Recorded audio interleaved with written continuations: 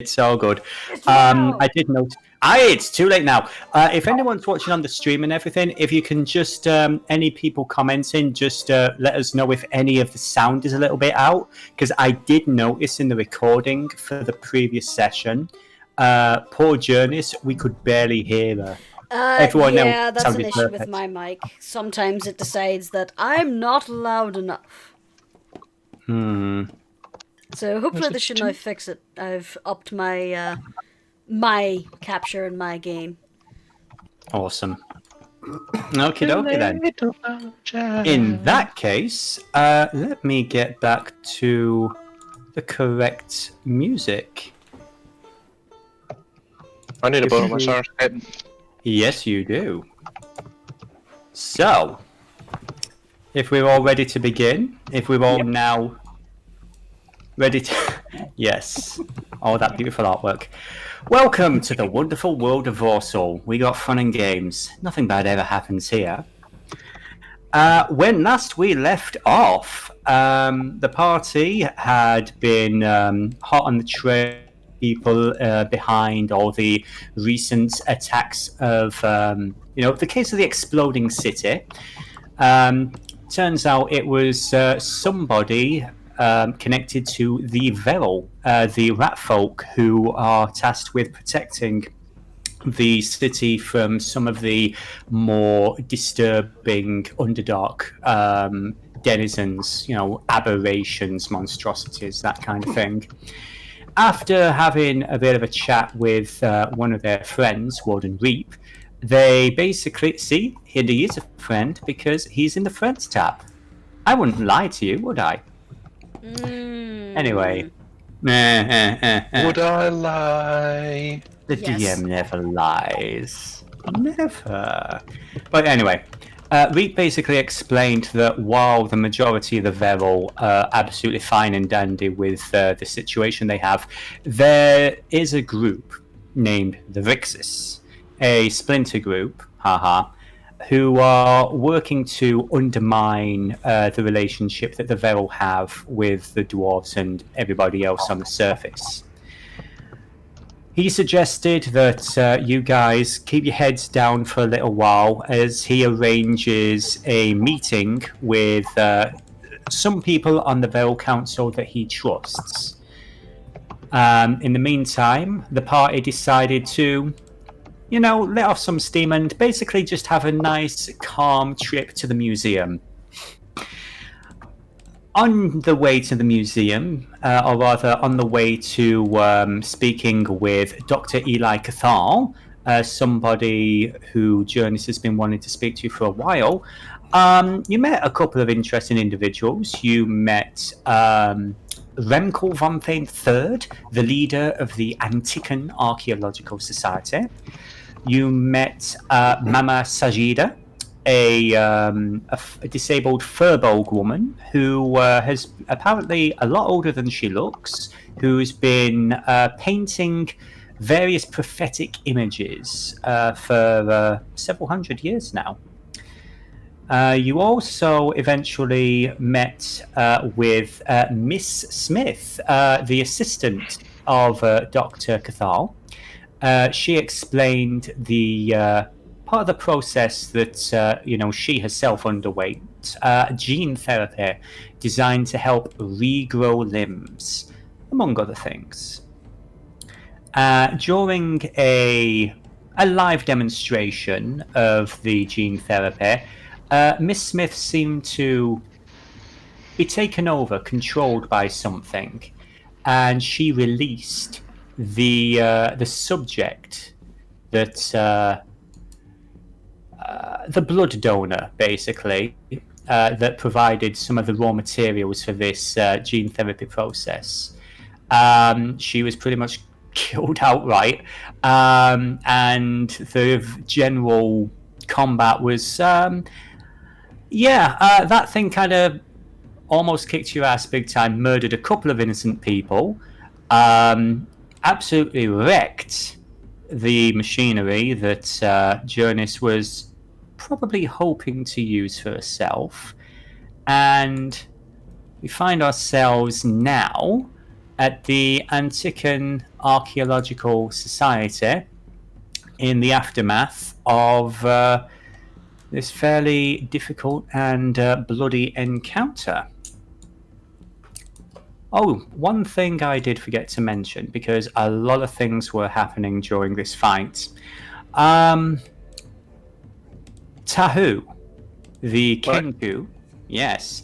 While everybody else was sort of dealing with the immediate fallout from this, fighting this nightmarish abomination, you notice something hidden in the body of the creature.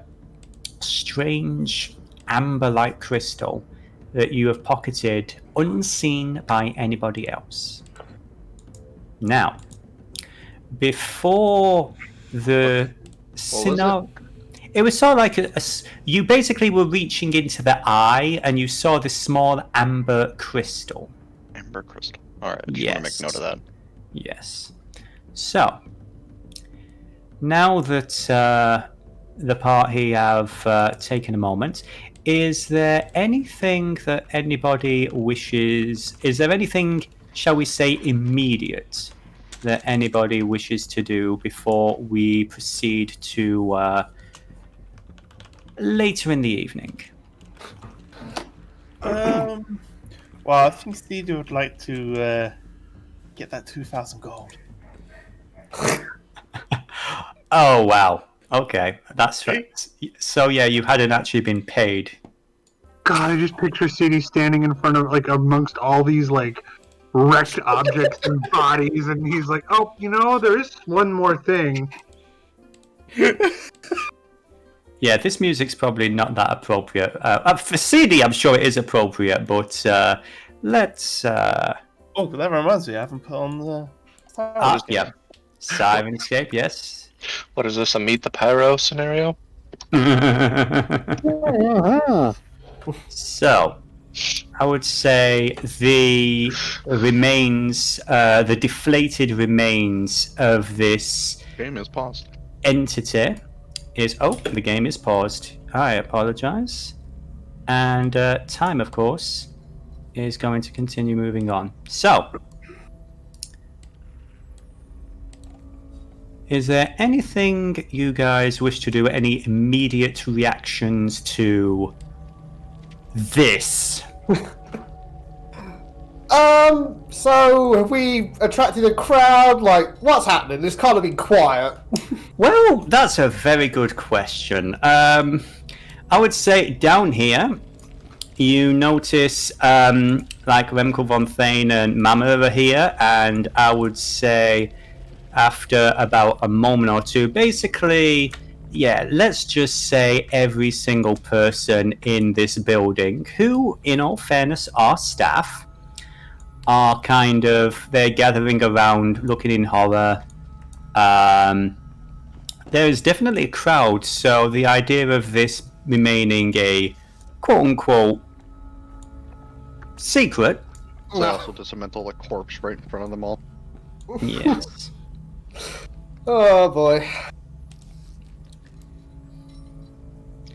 So yeah, there's a lot of rhubarb. Eventually, Remkel is going to try and make a little bit of a perimeter, ask people to politely step back a little, and he is gonna ask, what? If nobody listens to him, I'll point my dagger at them and wave back. Okay. Yeah, for the fun, give me a intimidation, if you'd be so kind.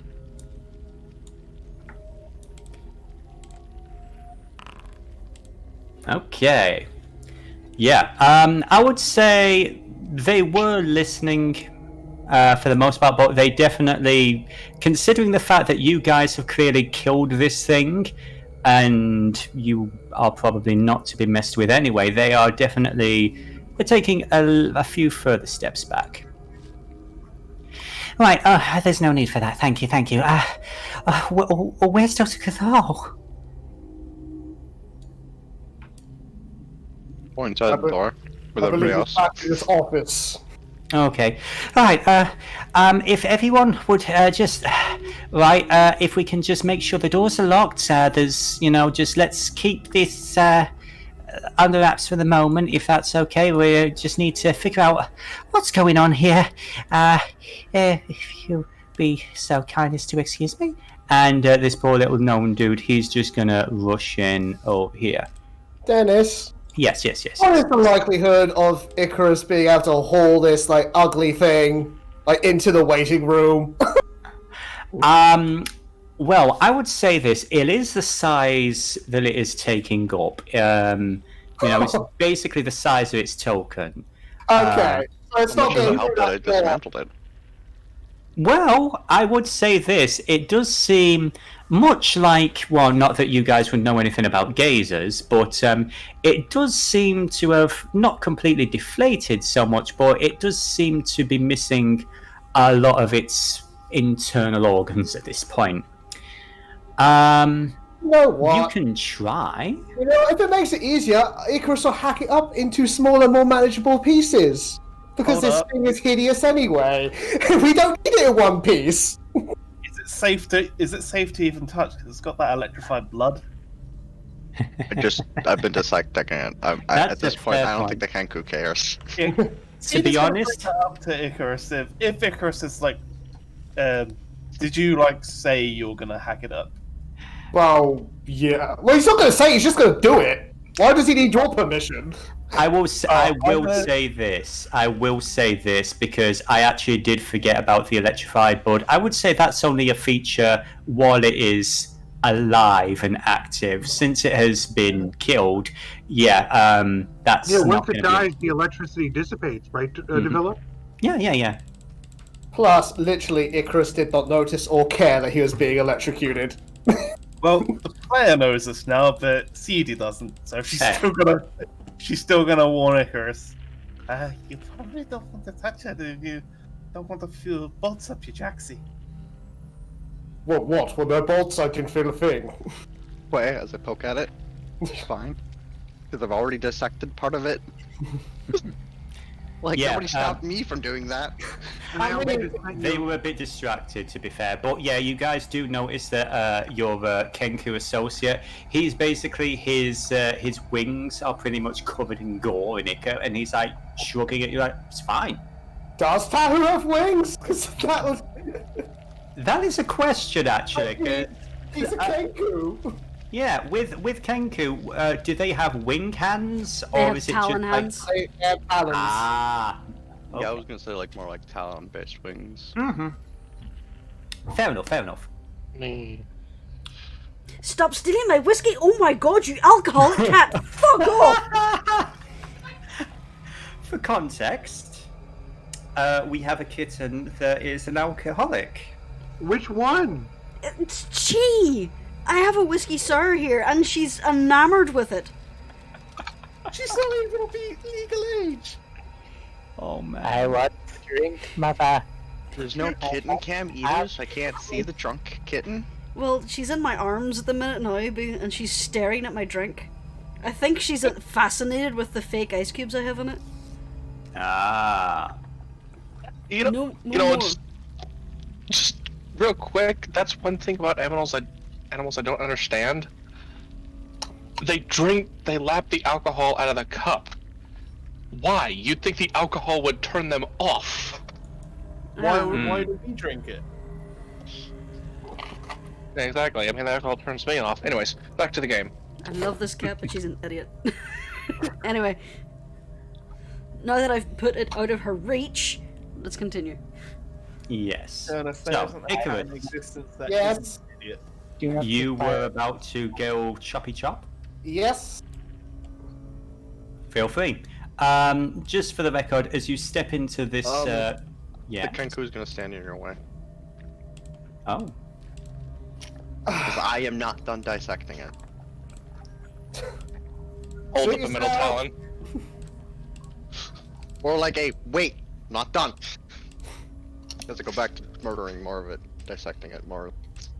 Oh, okay. Just for the hell of it, Tahu, give me a medicine check. if you'd be so kind. A more scientific disassembly. Holy shit, okay. I am interested in this damn thing. Yeah, you are very so I would say there's some of the staff actually look really fascinated seeing a professional at work, and you do hear one or two of them like murmuring and making notes. The rest of them are fucking horrified. But, you know, because some of them, they're just librarians and researchers. Some of them, this is actually very interesting to them. The rest of them are like, holy shit, what the fuck is going on? Why is the bird murdering this thing? Some people have their priorities in line. Mm. Anyway, I would say, is there anything now? Meanwhile, back up in this room up here, I would say, Jurnis, is there anything you were specifically doing? Checking on Graz was her main thing. Graz, actually, there were moments in that fight where she was really badly hurt, but she actually was able to bounce back fairly well. You've seen her be really scared in the past when it was things like the undead. Why am I typing? It was not. Say again, sorry, dude. I was just wondering to myself, mumbling to myself. I was wondering why I typed in Specky and not me. Not a problem. Sorry, keep my corpse. But yeah, Graz, she posted about. I'm fine. It just took a bit of wind out of me. Are you all right, Red? You look worse than I do. Yes, well, I could use a little top up, but yeah, it looked very. You know, she's just gonna hug her. It's like, Yeah. I thought it was going to kill you. I'm fine. It's going to take more than that bullshit to hurt me. And as she's hugging you, you are going to get a boop from her. You get 9 points of healing. Graz, not in public. No, thank you, dear. Yeah, anytime. She looks over his shoulder. I don't think he's going to talk to anyone right now. Basically, you just see Dr. Cathal. He's just curled up in a ball, sobbing. Skullface is kind of, right, Doctor, are you alright? Are you injured? Takes a moment, straightens himself up. You just see tears streaming down his face. Just sort of like slaps himself a couple of times, just like sort of rubs his face, like, fine. Where is it? And he barges past like Remkull and everybody else, and he's just heading, following the trail of blood. Bloody single-minded scientists. And go after him, make sure he's okay. All right. So. Sorry for growling at everyone during the fight. Got a bit carried away in the moment. It's alright. How's Graz doing? I'm fine, son. I'm more worried about the dude who lost his assistant girlfriend, and does everyone know about him? I would say this at this point. Meanwhile, out at the front, I was going to say that Skullface did mention to Ang to follow the doctor. I'm sorry. The assistant girlfriend when the real girlfriend isn't available. Yeah, is the doctor. He basically followed the purple blood trail, and Icrius and Seethe were right behind him. There you go.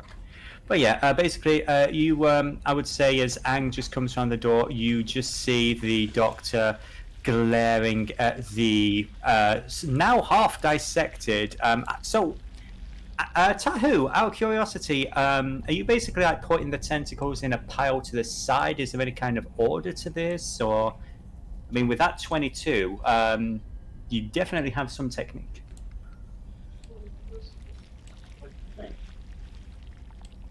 Oh, oops. No order to this, just looking for anything important that I could potentially take or use, Hmm. learn from. Okay. Okay. I would say is that you would be aware of the doctor leaning over your shoulder and says, that doesn't make any sense. And you just like over your shoulder, these tentacles start, joining you, basically just starting ripping apart this thing. A little less clean and clinical than yours. And yeah, a couple more people they're just going to be like, oh, okay. Nod my head and point to a few things like, what about that? Okay. Like working with him without really working with them, like talking with them. Gotcha. Okay, give me a performance check, if you'd be so kind.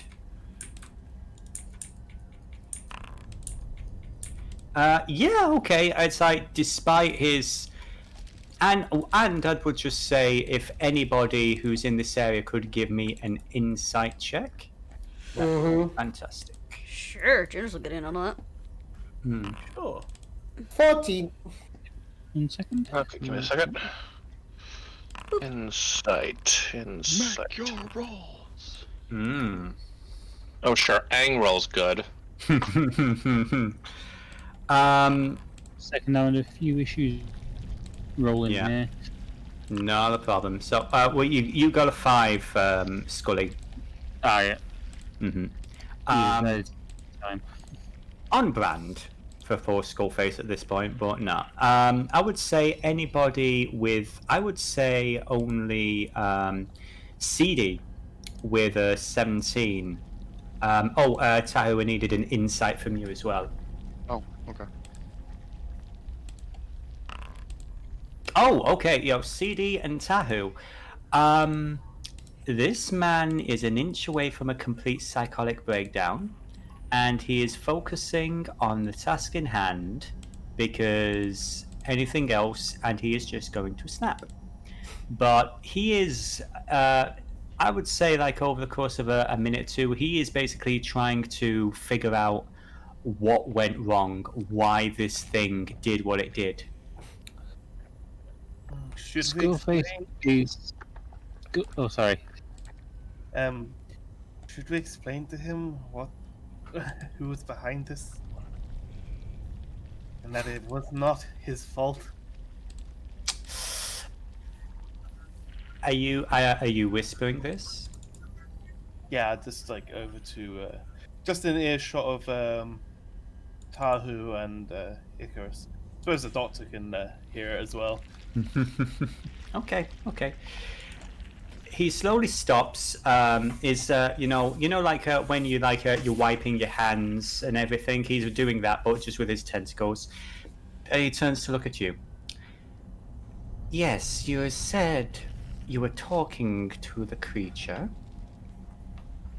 and you claim to know who was controlling it. Turns to Icrius. Chemise shirt, was that correct? Chemise Mill, yes. Come into my office, please. Yes, it And would be the best.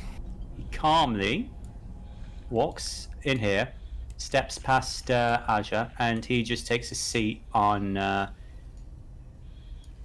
his sofa. I closed the door behind them. And go back to what I was doing.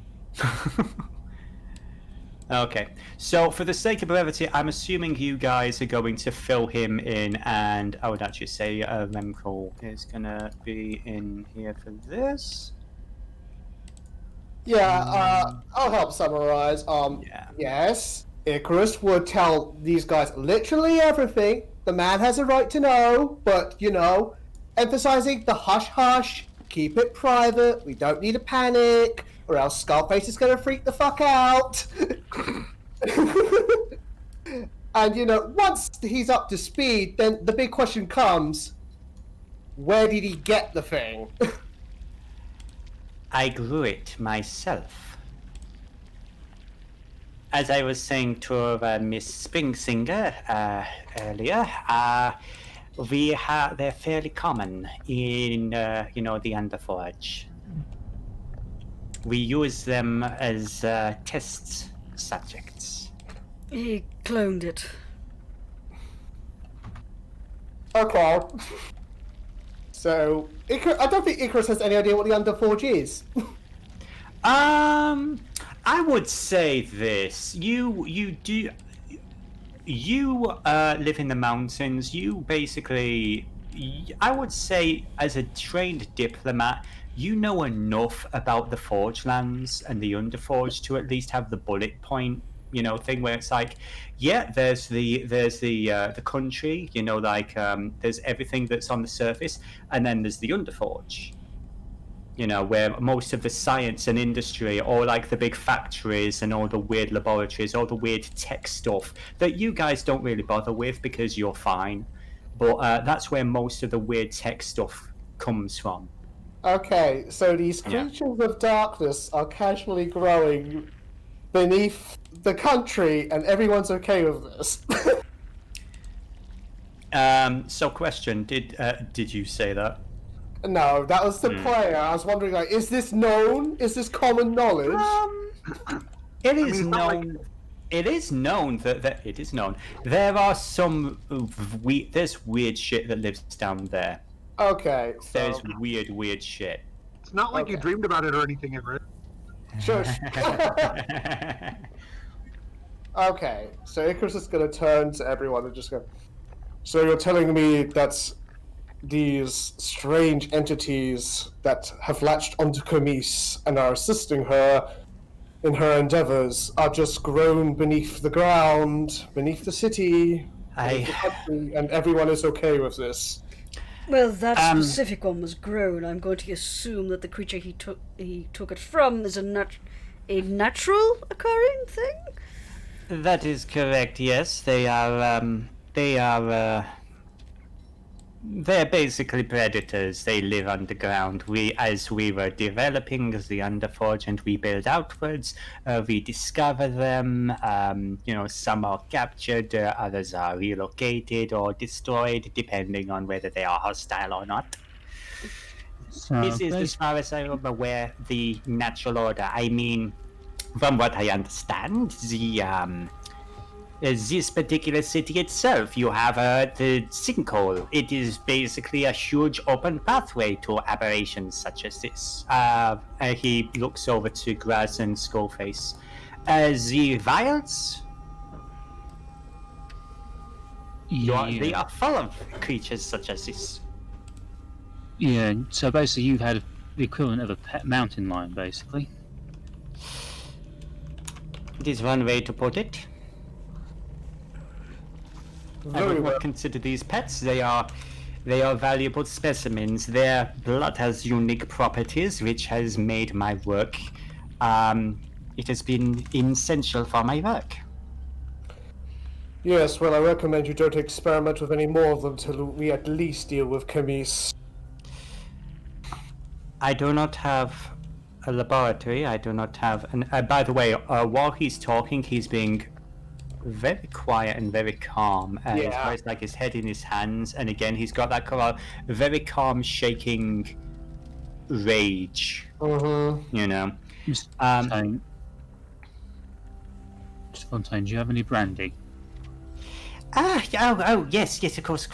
And he will actually, get some drinks, for to settle, the doctor's nerves. But he's he basically what was the question again? Brandy. Brandy, yes, he gets brandy. Also, Devillo, I sent you some DMs. Okay. Now, was there anything else? If this fellow could give us any information on these entities, even if it's just a book for Icrius to leaf through later. Alright, okay. I would say, for the sake of brevity, that was what I was about to say, yeah. So, most of my notes and my research, I'm sure, is in the mess over there. I will try and get some information put together for you. It's not these creatures are not a secret or anything. They are just a natural life form. As for how this individual was controlling one, I do not know, but I would very much like to know. If I assume that you are searching, or you said that you had put people together. You were planning on going down there to deal with this individual, yes? Yes, indeed. Well then, he calmly gets up and all 4 tentacles kind of lean forward along with his hands, and he just leans forward across the table towards you. Then you'll have my full support, and if there is anything I can do to help you kill this wretched bitch, it will be my absolute pleasure. Absolutely, we'll be glad to have you. Good. I presume he's offering like a sort of like tentacle handshake. You know what? Yes, he is. Oh, good, great. Then Icrius will shake a tentacle and cast heroism in the process. Just to bolster his resolve. He's had a tough day. Yes, he Very has. sweet of you. I know, it's almost as if Icrius is nice. Oh. Yeah. Boop. He's almost at half hit points now. That's nice. Yeah, he got wrecked in that fight. Thank you very much. So, I need to be alone for a little while. And in regards to your previous statement about doing any further research, Miss Smith, without her, I don't know where I would have done what I would have done. She was not just an assistant. Without her, I don't think I would have got anywhere near where I am now. Without her, I don't know where the research will go.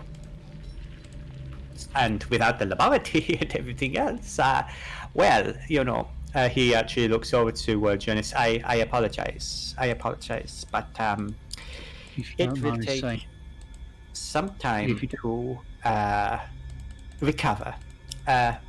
Yes, sir. He looks at Skullface. I wouldn't let her death be in vain. Well, my first focus is to absolutely annihilate the creature that did this to her, but no, that is absolutely correct. It will not be in vain. Her work will continue. I will see to that. Thank you. So, before you all make your tracks, is there anything else you wish to do?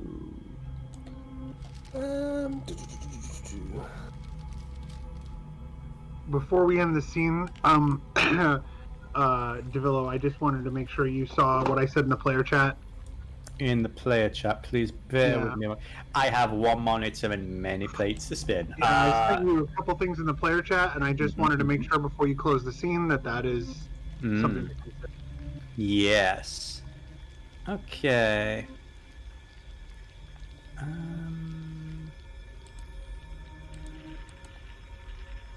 I am the not player convinced chat, yes. there's anything natural about these abominations. I was muted. Mm-hmm. Before I leave, I'll give the doctor a piece of paper with my contact information on it. He'll take it. Actually, let me just roll something for him a moment. I would say it's gonna be one of these. Huh.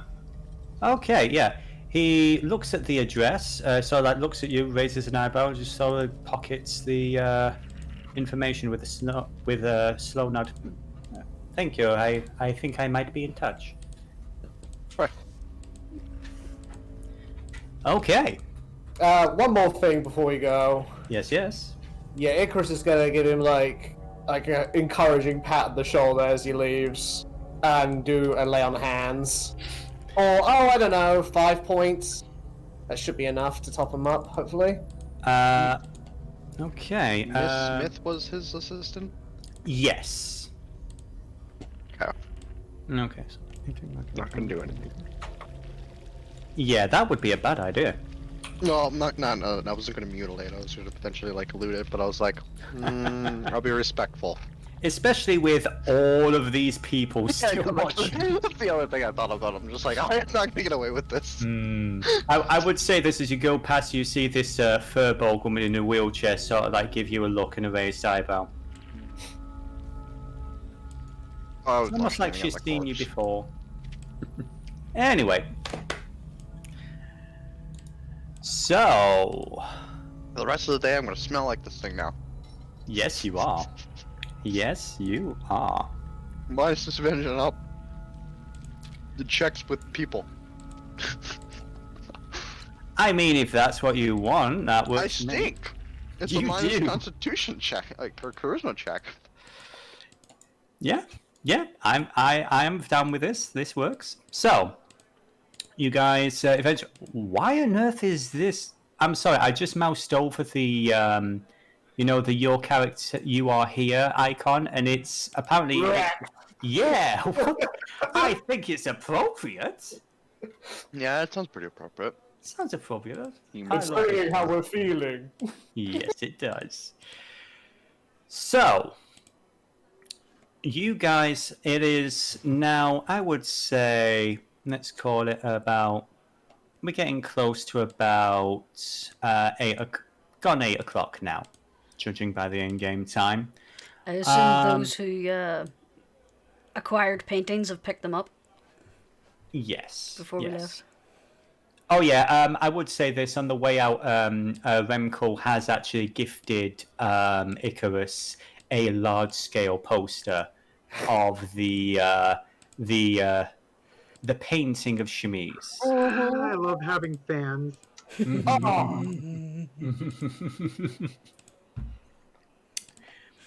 Now, you guys have a meeting first thing in the morning with Warden Reap. Is there anything you guys are doing in the evening, or shall we skip to late at night? Well, Seethe's gonna sell that poison. Oh, yeah. Oh, no. Yeah. And yes, Seethe, you did actually get that 1,000 gold pieces. Again, he's a little distracted because he's got this entire thing to deal with. But Remco basically asked you guys to, if you would kindly keep things quiet about what has happened here. There was one surviving test subject. They have signed an NDA, but there's only so much an NDA can do, you know? But they would appreciate it if everything that has happened here remains undisclosed for this foreseeable future. And in return, I would say you get 1,500 gold pieces. Each? That That would be for Seethe, I'm afraid. Oh, like what? That was yeah, for Seethe. Football, nice. A few sessions ago, it was 2,000. Was it 2,000? Okay. I apologize. I don't have all my notes in regards to that. So, yeah, wait. 2,000 it is then. 2,500. All right. Skullface would have gone back home and replenished his ammunition supply. Okay. I would say your daughter's very happy to see you again. She's asked where you've been, what you've been up to. We took her with us to Grimscar. She should still be at the inn. Okay. I would say in that case, what was the name of your maid again? Lydia. Yeah, she's asking Libby. She's asking the same questions then, with a bit more concern and a little less girlish charm. Skullface gives her the best non-panic-inducing explanation he can. Roll me a deception check with disadvantage. Okay, deception. With a 13. Let's just say. Yeah, she gives you a very knowing look. A very concerned look. If that's what you say, sir. Now, Unless there's something that anybody else wished to do. Did we? Tattoo. Yes. Did the rest of us just follow Skullface home, or did we return to the Taro? That's the question. That is the question. What did you guys do? Skullface went off to his personal estate. I believe the rest of you... I don't believe he's invited or explained where he lives to... Yeah, that's not Jurnis' decision to go there. Yeah. So you guys head back to the tavern? Makes sense, I suppose? Okay, then. In that case, let me just hide you and bippity boppity boop. Bring everybody over here. So, was there anything you wish to discuss before you went to your separate sleeping quarters? Oh my, yes, but it'd be nice if the tavern loaded for me first. Yes. Sorry, I was trying Give to it a moment. preload It took it. me a I was bit. trying to preload it in advance. I wasn't too sure which area you guys were going to. Come We on, appreciate your game. attempt. Oh, Yep. come on, you can do it. It will take a minute because here's the thing. I have been preloading a lot of the scenes, but I think you can only preload one at a time. And I add something else, and so it's like, oh, we're doing the tavern, right? Yeah, okay, boom. But anyway, just for the sake of argument, you guys are still around the table that you guys normally have, Our usual. the usual in the corner. So, question: do we have rooms, or are those gonna have to be bought again? They are bought again. Unfortunately, this does seem to be a business that's dying out since before you got here. The person who ran the tavern unfortunately died. Aww. Yeah, that was a shame. So wait, you're telling me that we've been coming to a tavern that's slowly closing down? Yes. Shit, I'm gonna have to buy it.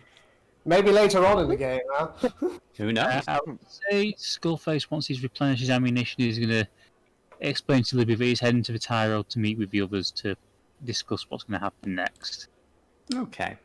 Guys, I have bad news. Apparently, Specky is near death. Yeah.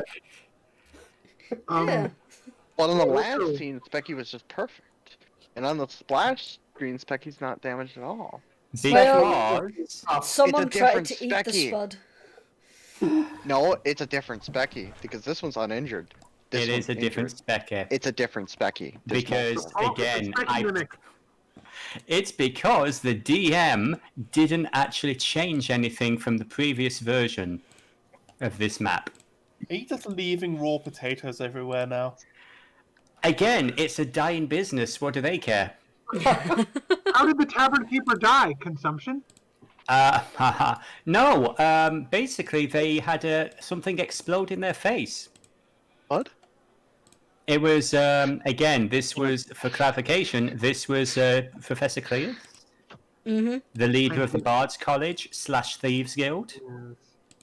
I hate when tavern owners die of consumption. Yeah, that was like the Anyway. poor guy out where the Fourth Riders were. Utterly consumed him. Oh gosh darn it! It took me so long to get that fucking joke. Ow! How did you? Wow! Thank That you, took Jurnis. me Thank way you, too Jurnis. long. Thank you, Jurnis. Thank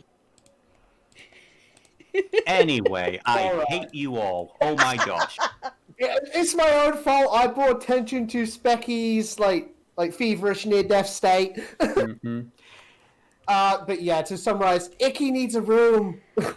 Okay. I would say after a moment, this dwarven gentleman, you've spoken to him, I think, a couple of times, Keith. Yeah, how can I help you? And I would say you're still wearing the asepsis tabard and everything, yes or no? We took that off. Okay, that's fine. Yeah, he, yeah, he recognizes you guys. I would say it's going to be a gold piece each. Oh, Icky's gonna pay for himself. Mm-hmm. So he pans over the gold piece. Thank you, appreciate you. Oh, you know what? Fuck it. Yeah, fine. It's Icky. He hands over an extra 2 because he sees they're on hard times. He looks very surprised but very grateful. Oh, bless you. Appreciate that, mate. Look, I mean, we're not really looking for charity or anything. It's just, my husband's, he's currently running the business now while we try and, deal with the lawyers and everything, try and get things back up and running. It's just, it's like since the attack and losing the boss and everything, it's been hard, But thank you, I appreciate that. It was Icrius, yeah? Yes. So Icarus the Phoenix of Yabal Hari. Okay. I don't Icarus to you. Oh, well, I appreciate it, Icrius. Here, for this, drinks are free. Whatever you need, mate. Oh, well, just give me a pint of your finest. Oh, will do. And you receive a pint of very, very fine ale. Nice. So, And think nothing of it, Keith. This place is the closest thing I have to a home in Constable Grim. well, we'll try and keep on as long as you can. Oh. Yeah, it was either Cleus or it was Margot. I Well, remember the hard We choice. have to keep this business going, guys. Say that again. We have to keep this business going, guys. So, Beaks, Yes? these, things beneath the city, does, not bother you at all? Oh, it bothers me immensely. Trust me, this is the first time I heard about... Well, I heard of, things under this city, but this is my first time witnessing it firsthand.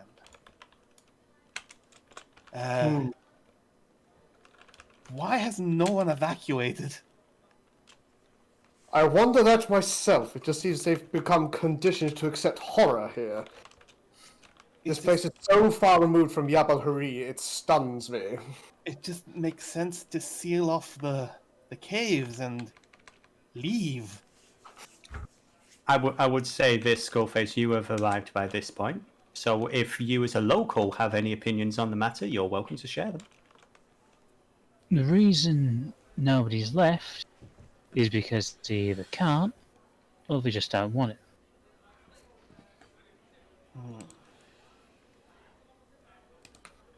And now that dwarves are... no, she actually lowers her voice a little, but Graz leans forward. Look, I know dwarves are a bit bloody-minded, but seriously? To be honest, the goblins don't want to move on either. Make of that what you will. Old It's a prejudices shithole. tend to run deep. It's a shithole, but it's your shithole. I understand. Precisely. I was going to say, Icrius, I thought you were a diplomat. I mean, yes, but I needn't, mince words with the likes of you. None of you have done the same for me. You know what? Fair's fair. She takes a drink. And Icarus will drink deep of his very fine ale. Is it real good shit? It's pretty tasty, yeah. Good. Oh, well, I needed that after today. I think we thought it'd just be nice to go to the gallery, the museum, and soak up a bit of culture, but nope. Chemise had other plans.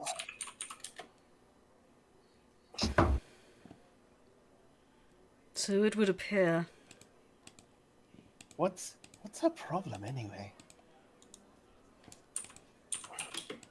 Oh, rebelling against an unjust world in her eyes that took her life from her before its time.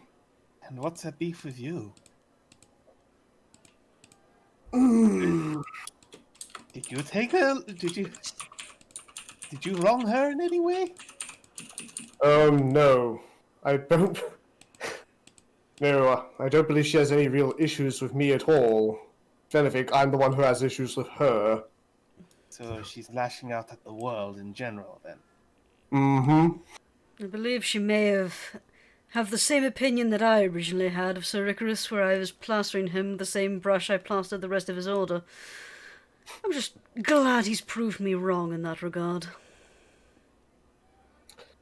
Yes, I reckon Chemise, at worst, sees me as an enforcer of tyrants and their rule. Whereas my aim is to ensure that everyone gets to live a happy and healthy life. And doesn't suffer certain harsh realities, if possible.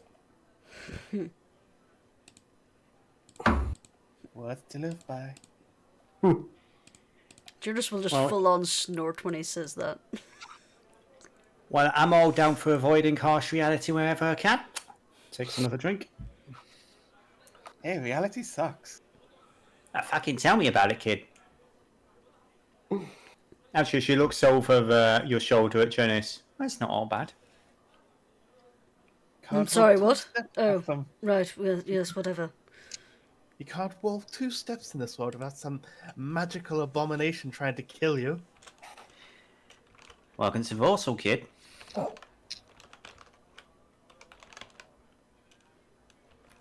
So Icrius is gonna finish up his ale and then leave the table. If you'll excuse me for a moment, I need to, well, get out of this armor for a while. I have things I need to do, and the armor will drag me down. So if you'll excuse me.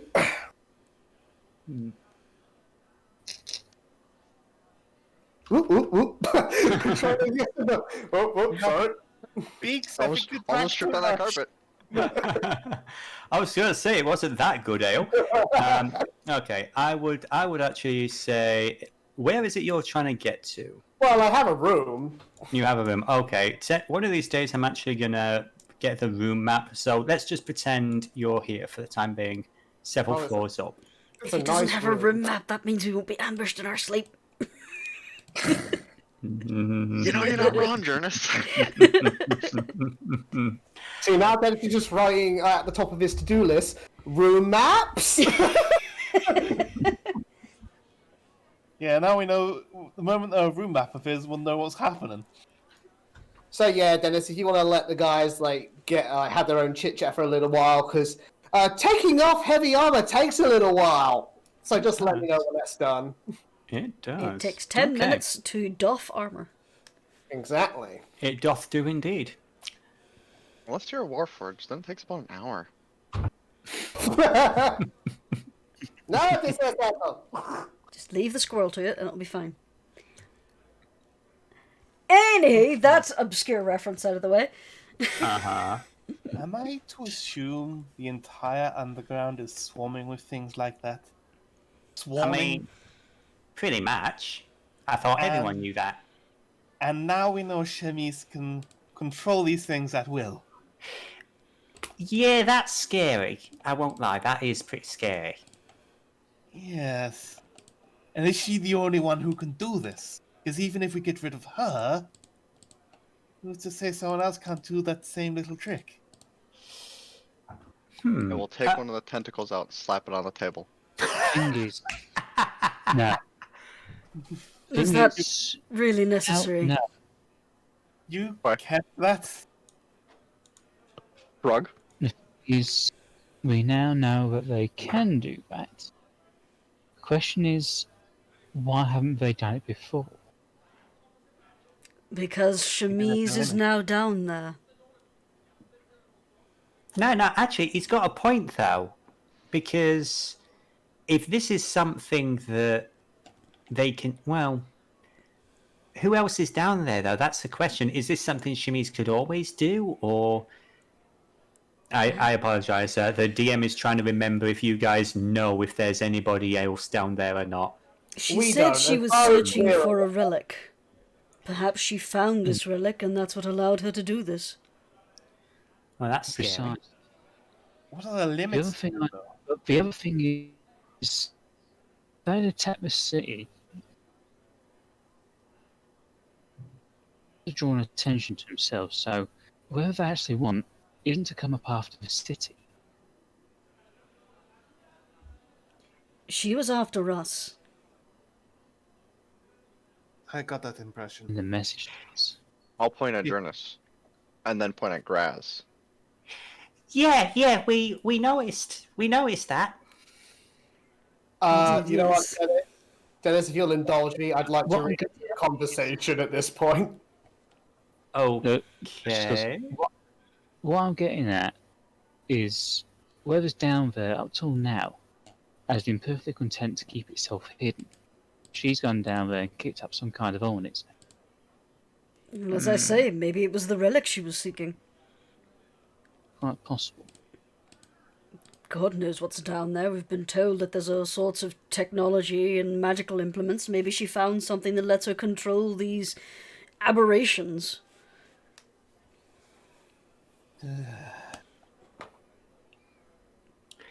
But did anyone else notice how Miss... Wait, no, you weren't in the room. Graz, did you notice how Miss Smith acted after she got her treatment? Yeah, it was like someone had, well, let's just say I'm no stranger to suggestions. I know But- when somebody's not quite in their right mind. It's a kind of spell that some people can do, you know. And yes, it's very illegal. I know. Yeah, magic's not really something you're supposed to be playing with, but I've seen it done a couple of times. It's like Graz, you It's don't less- need to explain the spell to me. Hmm. I know. But my... Yeah. You remember the little contrick we pulled in Forbrada? Yes. Do you remember Ms. Forthbrider? oh, you were doing that, right? Okay, sneaky, very sneaky. But yeah, don't let anyone know you can do that. That is prison time. Do what, Right my there. darling? I'm merely my charming Exactly. self. But Yeah. the point I was trying to make was, did Miss Smith... Was it because the blood was in her? Was she being controlled by Chemise or via the aberration? What would I have would happened like- if I had accepted the treatment? I would like you, Jurnis, to roll me an intelligence check. And anybody who, let's see, anyone with any kind of medical background, you know what, just for the fun of it, I'd say maybe Tahu and maybe... I'm not proficient in medical. That's Nah. the funny part. I know, but you just rolled really well last time, so I'll give you a shot. Why not? Which just for one the is fun it? of it. Which Just roll? an intelligence check, please. I love the fact I picked the worst time to leave the conversation because then you guys are talking about the thing that Icrius will probably help you with. Yep. Edie does have a theory about this. Well, let's hear. What is Seethe's theory? Right, this thing, this tentacled abomination, it is classified as an abomination, yes? I would... I mean, I wouldn't go out with it. Well, here's what I'm thinking. Smith went through this treatment which altered her, correct? Yes. In that moment, becoming an abomination for themselves. I do not believe she was an abomination. I believe she was under its control. What I mean is, not before the treatment, but after the treatment, she became unnatural, and that's what allowed Chemise to control. That's my theory, anyway. It is a theory. I would say, Jurnis, with a 20, you didn't see anybody else reacting the way that Miss Smith was.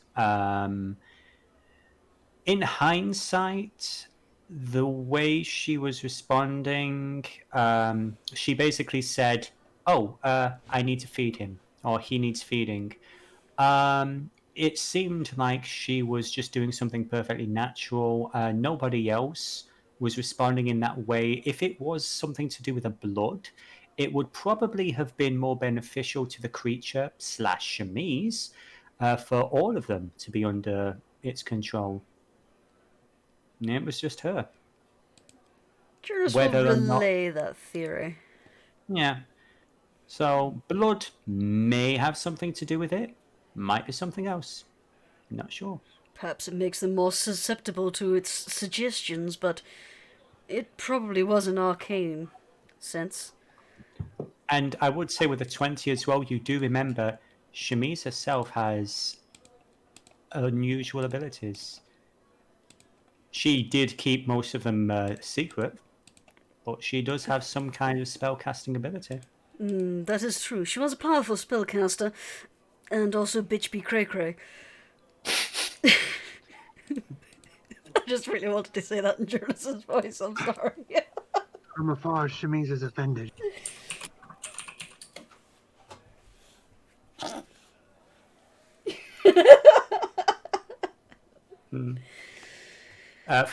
For people who are curious, yes, I do have the Chemise token on this map, just so Dee can see things. And Did you see that? nothing. Why is everyone so paranoid about a potato? It's just a potato. I would also, like to note that she is uninjured. Wave the tentacle around at the potato. No spell indica. It's exotic. Anyway. Can't say I'm happy that Dr. Eli has lost his research. Yeah, I think it was more than the research. You saw the way he reacted when that thing grabbed Miss Smith. Ooh, shudders a little. Yeah, I mean, I'm pretty sure there was a thing going on there. Oh, I definitely believe it. Did you see how she looked at me when I mentioned his wife? I mean, having met his wife, yeah. Wouldn't you? Well, she is all about the open relationships. Looks like we have Give him more time. reason to kill Chemise now. I'd say give him time. Yeah. Yeah, that's fair. Let's just say I'm a little bit used to disappointment at this stage. Sorry, Red. Whether you went to see him for, like I said, give him time to get back on his feet. Or tentacles, whatever he prefers. So, Icrius, you are taking your armor off. May I ask why? Why? Yes. Oh, well. Okay. So Icrius has an errand he needs to run. He needs to go to the Holy Outreach to basically pass on the painting, to basically elaborate that, hey, this is our enemy. This is the shit we're dealing with. Okay. I would say, for the sake of argument, you head up to the outreach. This time of night. Yes? There's more. Okay, do tell. Icarus is going to invite Miss Springsinger along. Okay. So your face is going to tag along as well. That might be a difficult. That might be difficult considering the method of travel he will be using. Oh, okay. Seethe is going to try and tail them. Yeah, good luck. Yeah, it might roll well. You never know. You're all so chummy. It's wonderful. That's a word for it. Okay, just give me 2 seconds, because yes, I'm now preloading a new map. Okay. Okay. I'd say Skullface probably worked out where he's going and Oh, make he his way around. I would need. So what you say? You were about to say, Kuba? He's telling everybody. oh yeah, he's not gonna hide like what he's Okay. doing. Okay. You know, Okay. Skullface would be very scared and angry about it. Who already Okay. has figured it out. So, before that, yeah, I would say you come down at that point, and if you have something you wish to say to the group, you may as well. Right, how do I get down from here? I know. Give me a second. You're the one with wings. Figure it out. There you are. Hello. Climb down!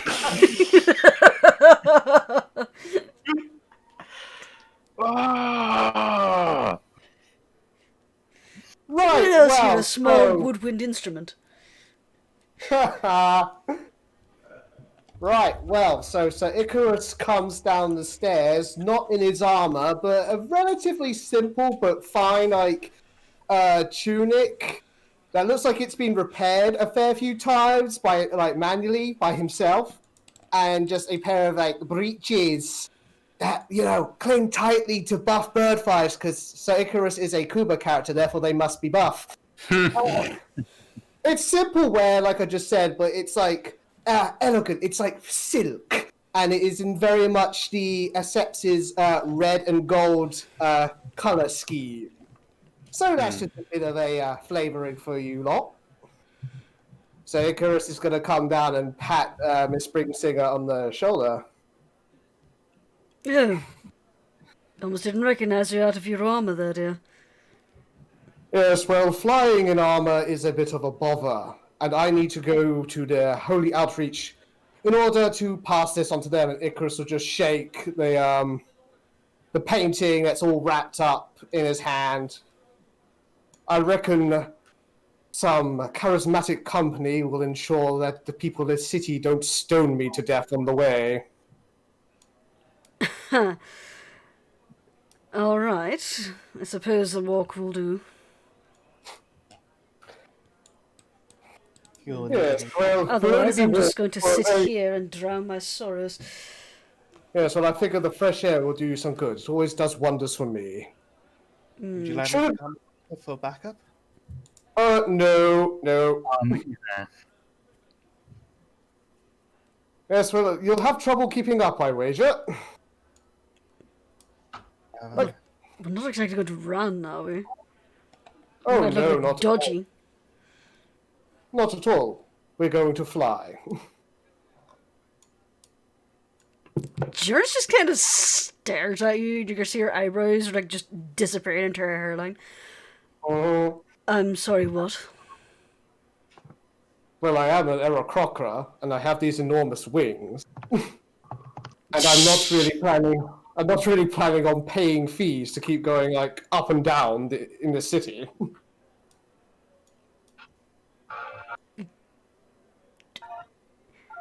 You do realize that we are actually on the same level as the outreach. We don't need to use the lift. Yeah. So, retcon that bit. To be fair, there is a really, really, really big wall made of solid obsidian. I'd say Skullface is already huffing it there at this point. Just from player to player, the last time I jumped over a fucking giant wall, I got put in jail.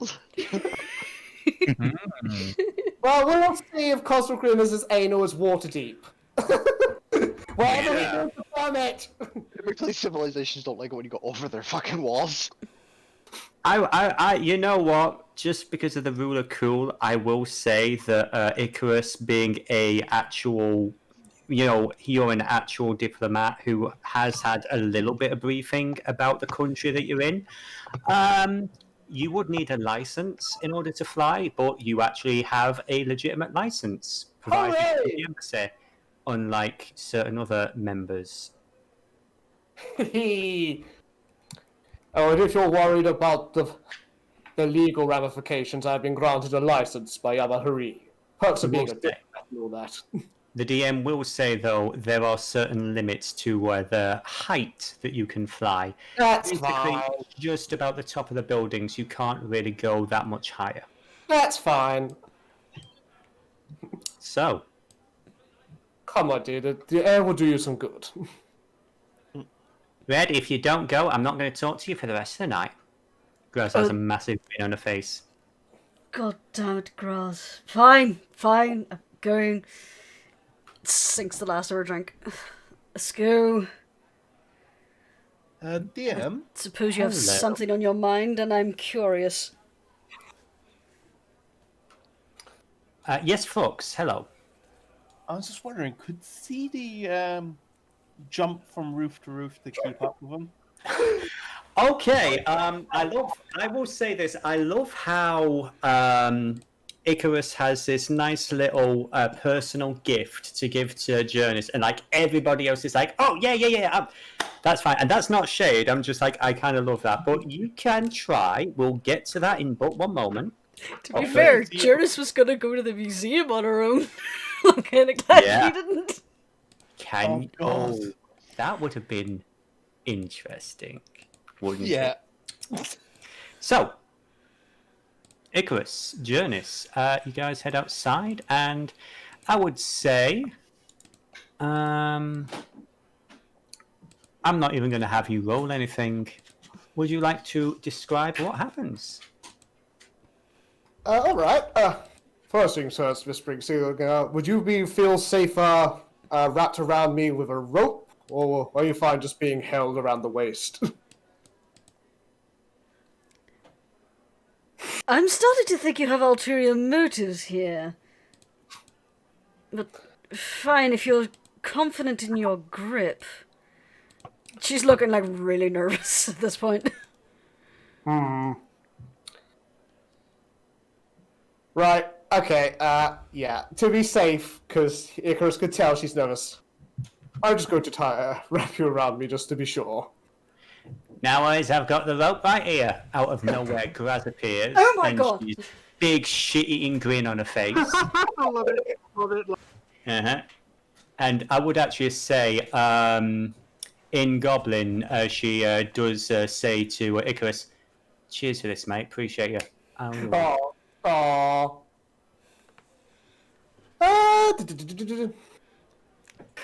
Someday I will learn, comprehend languages, and you won't be able to do that shit anymore, Graz. That's what you think, beautiful, she says in Goblin. Take care of her. Oh, we'll kill you. Oh, I don't even think Sepsis himself could save you from your wrath, Graz. Quite right. Be safe. You too. We won't be too long. Alright. On the count of three, Miss Springsinger, be ready now. 1. Wings come out. 2.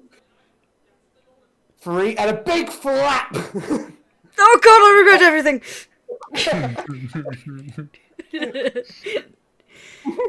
She just grabs onto your tunic. Special grab the rope now. Be glad that grab to a trained hand. Drop me, I will haunt you! I have no doubt you will! But he can show you the world. Okay, so you guys, you start making your way further up.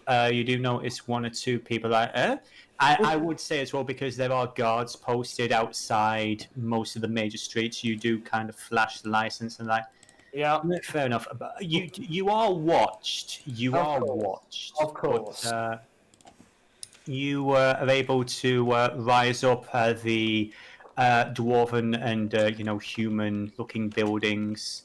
The slight layer of it's actually interesting as you're rising above the city. The further up you get, there's almost like a very soft layer of like a mist this late in the evening, and it's like as you get up to the just past the rooftops and everything, it is interesting seeing the city laid out like this. It seems a bit clearer. The sky is fairly cloudy for the most part, but every now and then you do notice at least 2 of the moons poking through. While one of them is apparently, in eclipse at the moment, you notice the half red moon of Cinder and the full sickly green colour of Malmore, the third moon, in the night sky. Give me for the fun of it, just both of you, give me a perception check as you're up here. That's a 9. That is a 9. Perception. 13. Okay, yeah, it's an interesting experience as you see the city laid out before you. I would say even at this level, the entire Veril quarter, this patch here is absolutely it towers over you guys. Whew. Basically, these are like skyscrapers made of rickety wood. I'm afraid I can't go much higher than this. Rules and all that, but I find a view from above often provides a fresh perspective and clarity. I'm sorry, this is going to be a very personal, but all I can picture is Jurnis just having her hair blown over the face. Yeah, maybe I should have gotten you a scrunchie or something. It's fine. I'll be all right. It's just. Yeah. But it is beautiful out here at night. Weather does seem to have cleared up a bit. The rain stopped at least. It's just the heights make you conscious of a few things. Yes, I find they do. Even for me. But you needn't worry up here.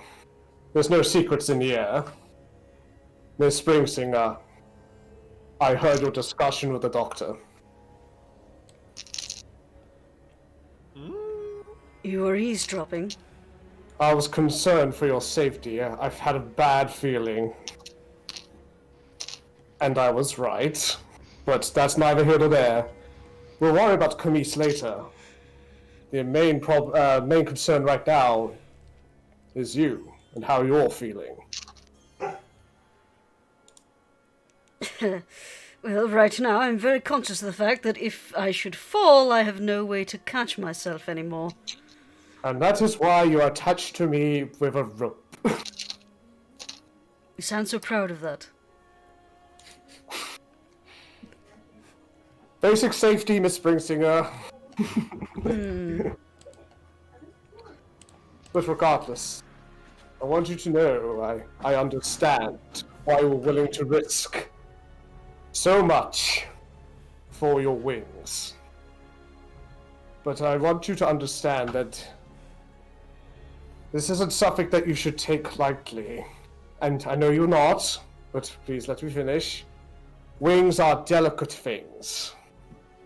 For me, every feather has its place. The slightest injury, and you could, well, forget talking about flying straight, you won't be able to fly at all. You just crash and burn. And I don't want that for you. I want your wings to be magnificent and splendid. I don't want you to have a malformed, mismatched pair with holes. So, I don't know. I just want you to know that I'll do whatever I can to support your aspirations, but I'd rather it not come at any great risk to you, if possible. Especially since I feel Graz, while I'm sure she understands just as well as I do, she wouldn't want you to come to harm either.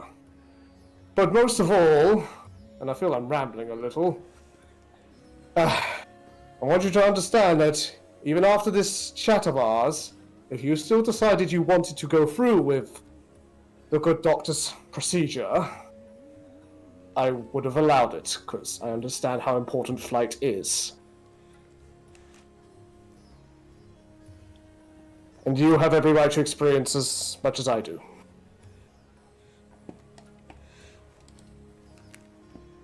I can appreciate what you're trying to do, Icrius. But as you said, a feather out of place makes you uncomfortable. How do you think I feel right now?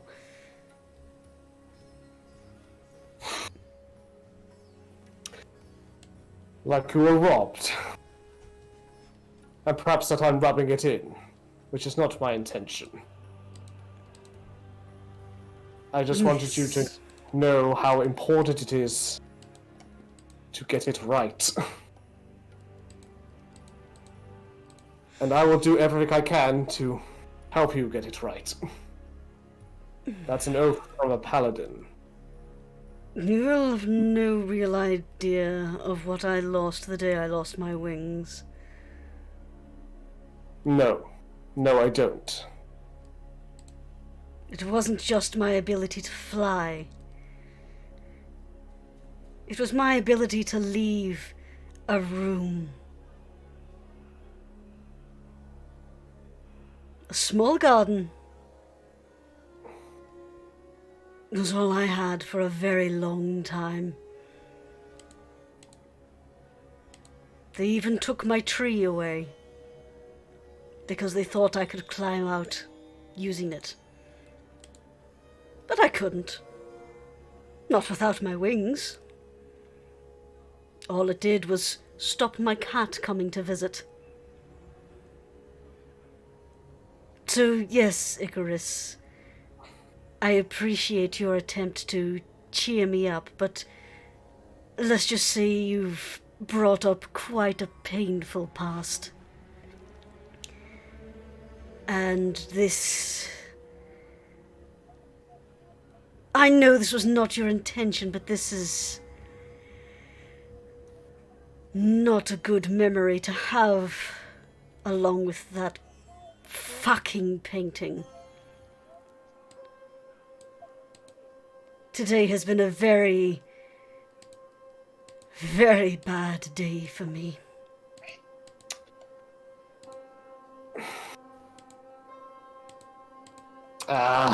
Shit. Okay. So, with that... I can just pick it and just say that, like, ah, fuck.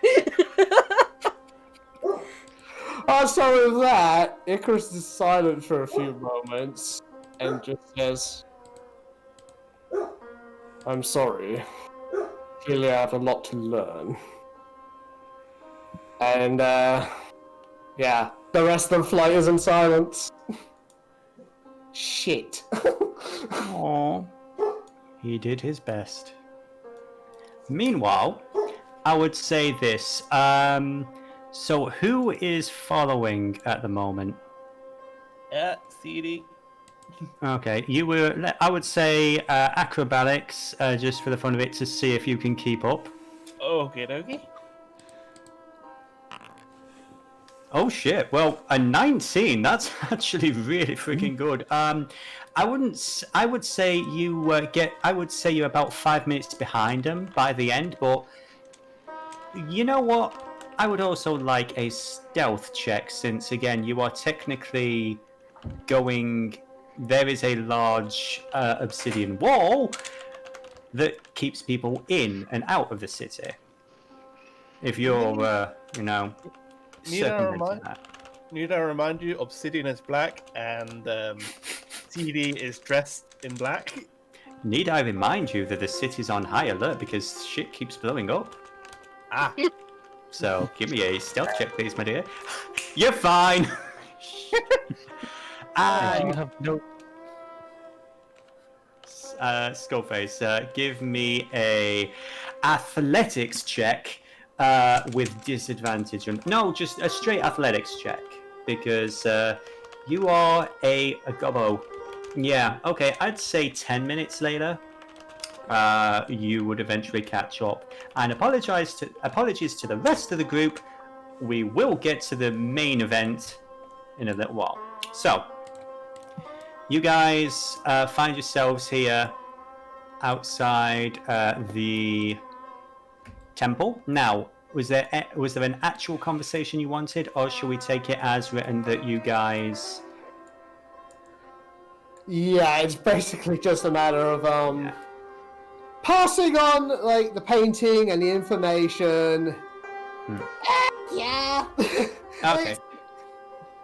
It's going to be exceptionally brief now that Icarus's ploy kind of backfired. Bless his heart. Yeah, I know. I feel so bad for him. But yeah, Namika, the Tabaxi leader of the Kalavig group, she will take the painting. She will actually look over to Jurnis and say, "Oh, it's a pleasure to see you again. Is there anything that you would need while you're here? It's fairly late in the evening. We might have a room available if you need it." No, I think we're fine for rooms, sister. Yes, I've already procured a room for the night. But thank you, Mr. Tabaxi. Well, in the future, should you ever need anything, please, it is my absolute pleasure to have you here. And again, she touches Jurnis' shoulder. Pleasure to meet you again. But if you need anything, please don't hesitate. And thank you for this, Seethe. I'll ensure that everybody is made aware. Thank you very much. You have a nice night, Namika. And you. Okay, so. Right, so would you be walking back, Miss Springsinger? I believe that would be best. Right. It's up to you, Jurnis. Icarus, You know you've got a room at my place. I'm sorry, I didn't mean to snap at you. It's just a lot of bad feelings have come up today. I appreciate what you attempted to do. Sadly, it may not have been the best method. Gonna say, Jurnis, you know you've got a room at my place, don't you? I've already paid for an inn at the Taro. Fair enough. But thank you, Skelly. So while all this is going on, I would say, Ang, were you paying for a room at the tavern, or were you going back to the temple? Well, I mean, he can pay for a room, but I think he'll go back to the temple. That is a fair point. I would say on the way out, you do notice Gale. She's basically finishing off her shift. Oh, hello there.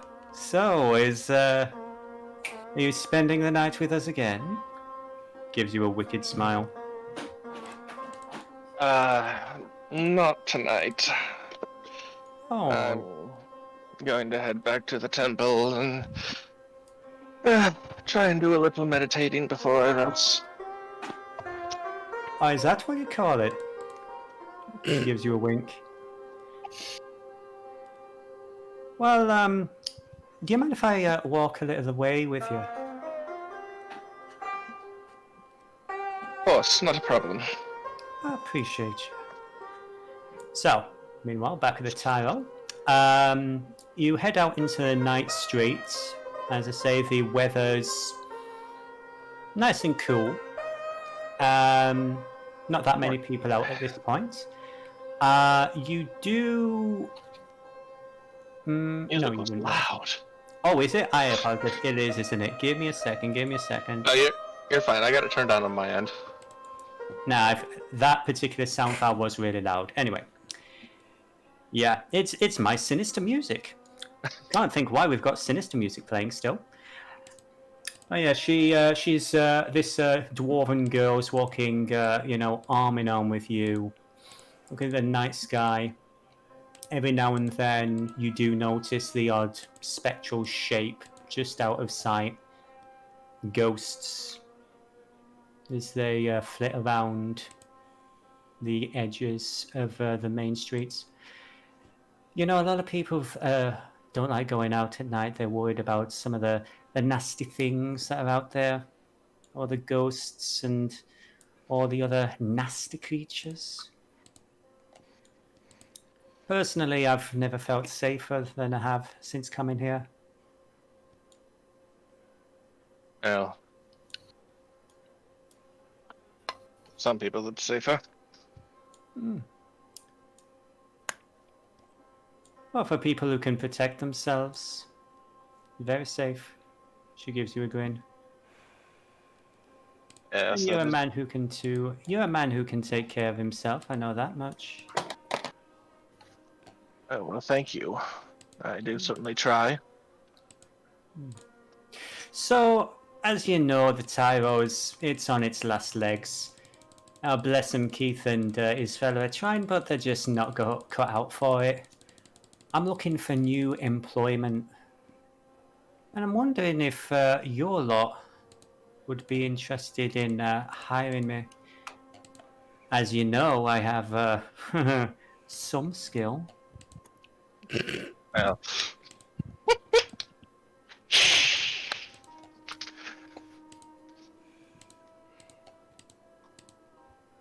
Player is brain dead. It's all good. Well, I mean, I'm sure that type of skill can come in handy, but what else can you do? I mean, I'm fairly good at breaking into buildings. I'm fairly good at pickpocketing. I mean, we were, we're basically trained as a thieves guild, as you know. And I know it's like it was all the bard side of things was more of a front than anything, but I tried playing the drum. Gotta admit though, I've never really been much of a performer. Yes, I can attest to that. My performance is somewhat lacking at times. She chuckles. I haven't had any complaints. But yeah, no, I can do what I need to do to survive, and I'm very good at getting information. It's amazing what people are willing to say to each other when the hard help's around. For example, when they're bragging about getting ready to kill somebody. Oh. You wink. Remember, that's how we started our little relationship. Yes. I hope you spent that gold well. It was invested very well, and I think you'll find it was platinum. A girl appreciates big spenders. Yeah. The time.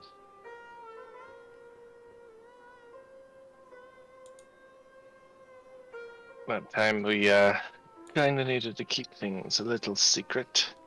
Didn't know who to trust, so better to buy silence than to spill blood.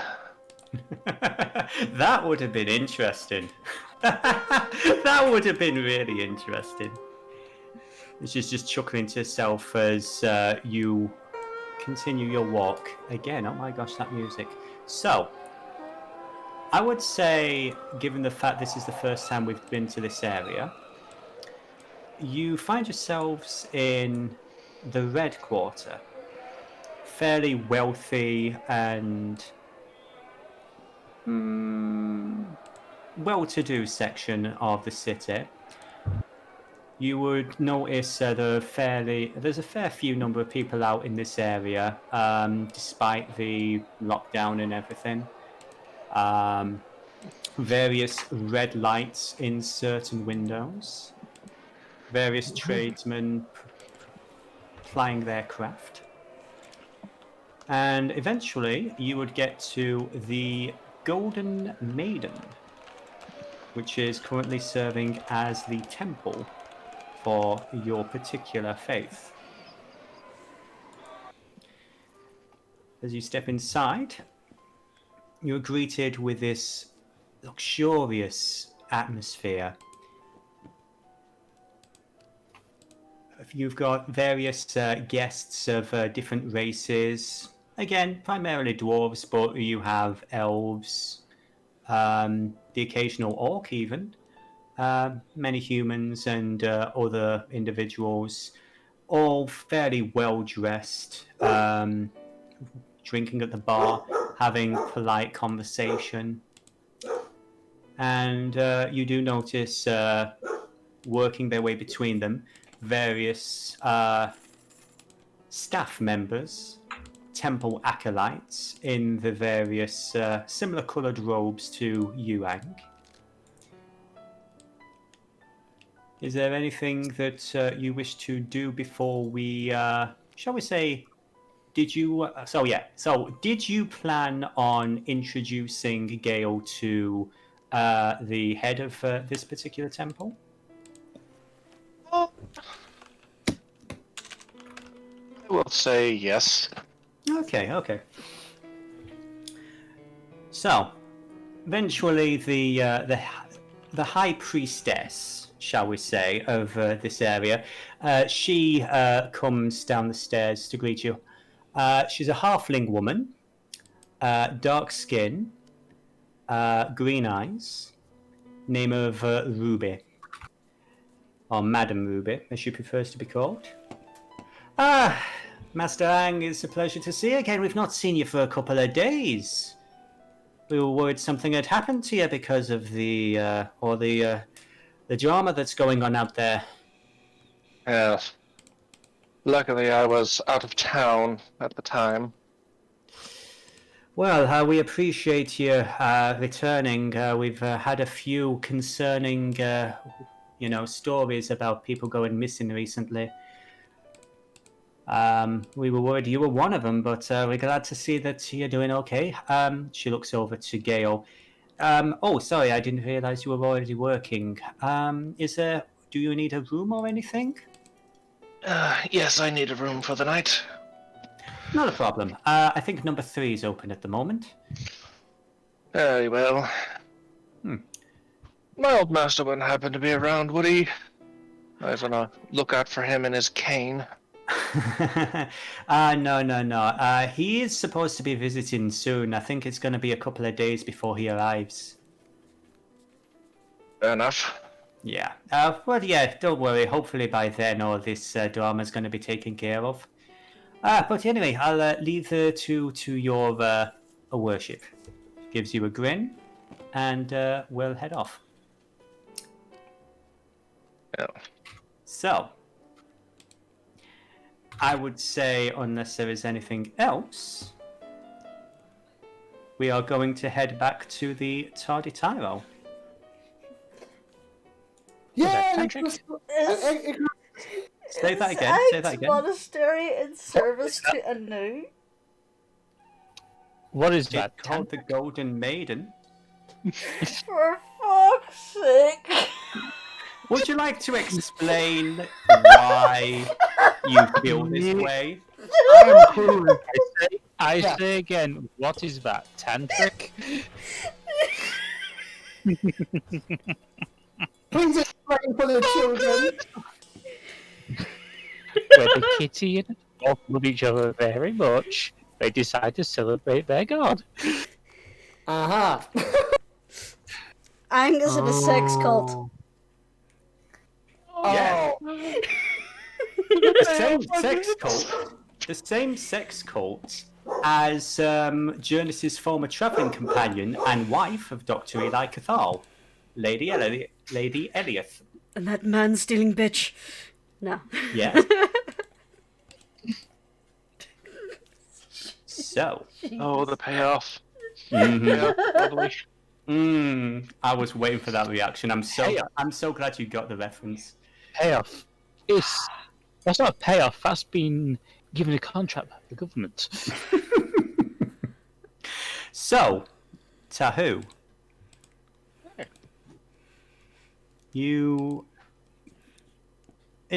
I assume that you basically, you went to bed, you got ready to perform your usual report to Lady Cara Gosling, yeah? Yes. Okay. With the additional thing that we talked about. Yes. So, you basically have a few, take off your jacket, lay out a few things on the bed, some of the items that you've acquired over the course of the day or two. The crystal, the amber crystal, you don't so much notice it as you're focusing on the black pendant that Lady Gosling gave you. And as you try to focus, there's this strange pressure at the back of your head. There's a coldness that you've not felt before. It's like you feel like this, like ice water is filling the back of your brain. It's an odd sensation. And I would say, Chemise, Yes. at this point you feel a presence at the back of your mind. Chemise looks over to her lich companion and says, I'm feeling something, and she reaches up and touches the back of her head with her hands and says, just like wraps both her hands around the back of her head and says, there's a presence, something. Is this supposed to happen? He looks a little confused. I don't know. Maybe the part of the crystal is recovered. Find out who it is. All right. Who are you? I can feel you're there. Who are you? And I can use the crystal before, Mm-hmm. and I was communicating with words before by just thinking them. Yes. Jurnis, you would hear me say, "This is Tahu. Who are you?" It's Tahu, my old one of the group that helped, one of Jurnis' friends, one of Icrius' friends. Tahu? You don't recognize my voice? It's Chemise. I do. I've never heard you speak before. How are we doing this? What are you doing? How are you communicating with me? That is a good question. I was attempting to communicate with somebody else.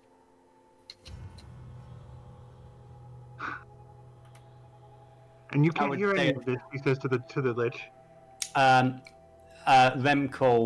Vontaine the first, he shakes his head. You are connected to the chair. It's probably something to do with that. Connected to what did you say? Connected to the chair. She says, are you near the creature? The creature is no more, except I have bits and pieces of it now. What bits and pieces of the creature do you have? She says that. She's saying all this out loud while she's thinking it, looking over at the lich like, I will list I have a few tentacles, a amber crystal, an amber crystal. Ah. I have some sacks and blood. Sacks and blood. And then she looks over at the lich. It's the amber crystal, isn't it? But she says it out loud so Tahu could hear that too. Yeah, he nods. What does he want? What? I think it was an accident. It was an accident, wasn't it, Tahu? Yes. Well, maybe it's not. Maybe not so much anymore. You know, we could help each other. Depends on what you're necessarily after. And What? necessarily how you could help me. I mean, there is going to be a change in the order of things. I've seen you with a blade. I know what you can do. You could be on the winning side. What does this winning side entail? What are you after? I've made no secret what I'm after, Tahu. I want to change things. Free the slaves. Free anyone's enslaved. Break all curses. Destroy the oppressors and the tyrants. Free the land, free the people, topple the wealthy, and topple the oppressors. I can tell that you're the kind of person who wants to do that too. I wasn't going to hurt you. I was after Jurnis and Graz. I could tell. That was the idea. But you're smart. I attempted to save one of them. I know. I was there, I saw through the eye. I wasn't going to kill any of them. I just wanted to scare them. I think you succeeded. Well, I want you all to come down here. I want you down here with me. I want you to help me change things. And when the time comes, if you choose the right way, there could be a lot of rewards for you.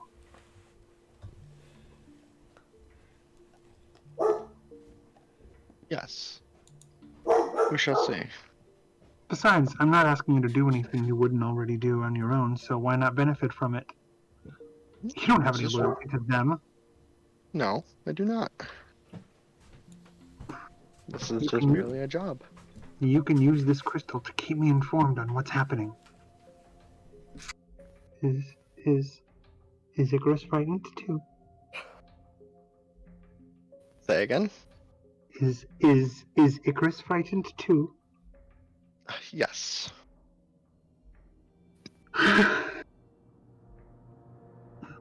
Maybe when things change, he and you can work together. I want him to be my champion. I've told him so. And you can be my... how does Chief Assassin sound? Giver of the gift of death. Ooh. That sounds nice. You also, at this point, you feel another voice at the back of your head, Tahu. And the voice that you wouldn't know, but Chemise would know very well, of Mazina whisper. So, for clarification, you are a Kenku, yes? One of the cursed. Right? I'm sorry, my perspective is a little different from yours. Your people were cursed. In other aeons, you had flight, you had voice, and it was taken from you. Throughout time and history, you were crippled and silenced. Chemise didn't know any of this, and you can tell that she's surprised. She's gasping, and it's like audible mental gasps on the... She's just like, what, huh? If you assist us, it's not outside the realm of possibility to... Well, I don't think we can reverse something for the entire race, but if you want your own voice outside of this charming conversation, that is very doable. The wealth of knowledge and information here, well, you've seen a little taste of what we have access to now. I think that we can do something for you. Tahu, this is my traveling companion. Is that what you meant by break all the curses? Perhaps. I will keep this in mind. Please do. Thank you. Oh, it is a genuine pleasure. But just remember, Tahu, things are moving quickly. If you stand on the precipice, you have to fall one way or back, forward or back. If you fall forward, you'll fall right into my arms. If you fall back... You'll know when the time comes where I stand. Thank you. Thank you, Tahu. Okay. Etu Tahu. Great. Right. So, I would say, for the sake of brevity, because we went on some interesting, side adventures that I did not expect. Unless anybody has anything else they want to do in that night, it is going to be an early morning rise. Yes, hello? All I would say is that as they're walking back, Skullface and Icrius have their chat. Oh, joy. Okay. We'll skip over actually doing it though, because me and Kubur already went over what it actually involved, so... Yeah. Fair enough. Both of you gentlemen at least have more of an understanding about where the other stands. I would also assume I would still attempt to steal contact.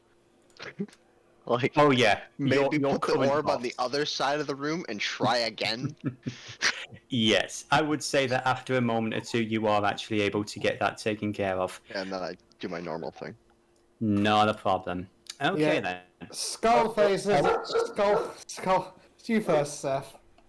I would say also that basically now Skullface has revealed to Jurnis and Seethe, about really unintentionally revealed to them that the main reason he moved up to Cusville Green was because his wife was going to be a teacher at the Bard's College. Okay. That is new information for those characters. So, unless there's anything else? So yeah, Icarus. Scarface is not going to get any fight from Icarus. Probably an alarming amount of not fighting at all. Just very much like numb comprehension. It's like, yeah, sure, whatever, okay, understood. Roger Wilco. And then once that's done, he's basically just going to fly the rest of the way back on his own, hating himself every step of the way. Flap off the way. Mm-hmm. Oh, and Basically, Skullface just said, we're all going down there, we're all coming back. End of story. Okay, and there's one more thing. When Icarus is alone in his room, that I'd like to do, but if anyone else wants to get their stuff out of the way first, I'm taking the silence as a... No, you're good. Okay. Well, the only thing Jurnis is going to do, she's going to stare at that fucking painting and decide whether or not to tear someone out of it. Opting against it and just folding him away and putting the painting away before going to bed. Okay. So in the privacy of his room, locked door, Icarus is actually going to pull out his sword. Actually, first things first, he's going to take off his mask. And I would give you all an elaborate description of what's beneath, but nobody else is there to see it, so that is still a secret. Haha. But he's Icarus going is wearing a mask? Yeah. Over his right eye. Oh. Icarus. I feel like every picture I've seen is his left face. He has like a Phantom of the Opera mask. Yeah. The Arrocakkra and the Iron Mask. That was literally inspiration. Icarus, you know there's no masks with me. Oh, yeah, sure. But the point I'm getting at is, the mask is off, he has his sword, he's going to cast Searing Smite on the sword, and then just push the flat of the blade against the skin that he had hidden beneath the mask. He's deliberately hurting himself. Okay, I would... For 1d4 fire damage. Okay. I had planned to save this for later, but sure. Yeah. As you do that, you feel... I would like you to make a wisdom saving throw, please. Sure. Whiz. There you are. That's a 10. Okay.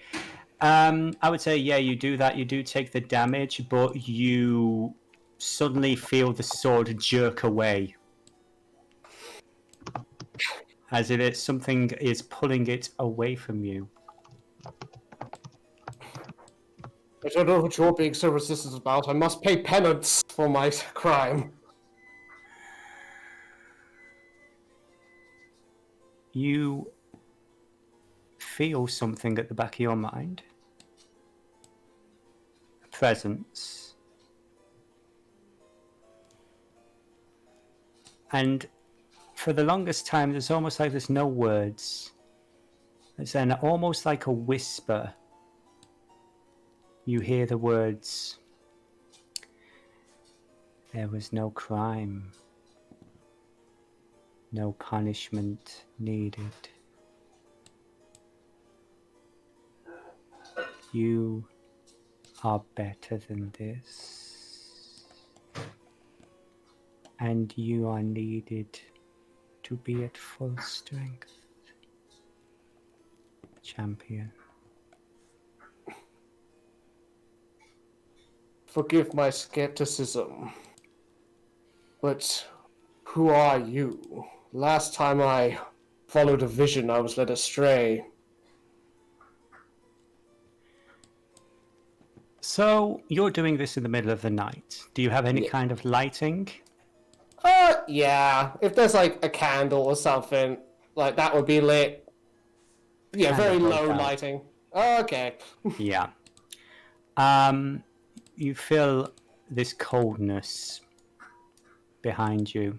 Oh God, no. Do you turn around? Yes. Before you, far taller than you would think possible because of the room, is a shape, black, like midnight. Two gigantic wings folded up. Bird-like face, you can just make out the slight shape and the detail of it. This black form is covered in glistening gems, eyes, you're not quite sure. And you feel the presence whisper again. Do you want the truth that you won't believe? Or do you want a lie that you will?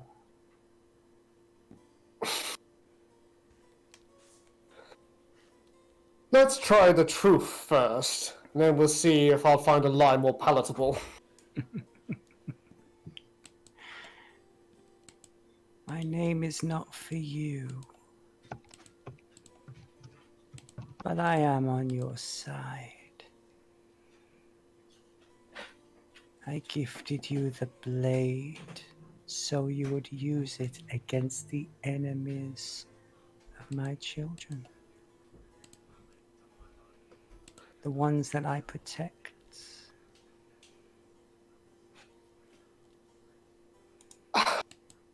Is there a religion check I could make to Yes, it? I would say at this point you don't have much to go on, but I kind of feel like this whole scene is a religion check myself. it really is. It really is. Yeah, this is a Titanic Arrocakkra. It's like made of night, with many stars, eyes. You're not exactly certain. It's so fucking cool. Thank you. Thank you. So I And don't even... again, you really forced my hand here, and I say that in the nicest way possible. I did not expect to bring them in so soon, so I'm just double checking some of the world building notes now. I'm sorry, not sorry. Damn it, Icrius, you're breaking everything today. I'm sorry, I have depths of character you haven't explored yet. There is a name you may know. Mother of Night. Okay, now do I... Oh, sorry. Roll me a religion check, please. It's just a straight roll. Oh, miserable 7. You have no idea what this entity is. Okay. This is not something you are familiar with. Mother of Night, I can't say I'm familiar with any entity by that name. Certainly not as one who worships the sun. I know we may not see eye to eye in some ways, but trust me, I defend life like you. And the others do not involve themselves directly. I, on the other hand, prefer to get my hands dirty. I aid directly. And those that have wandered into my domain bring chaos and destruction to the children of the dark. Am I to assume then that you take issue with Chemise's efforts down below as much as I do? The undead have been a threat for a long time. The new ones are worse. There was balance before. Now there is only chaos. Well, I plan to return chaos to order. That's a promise.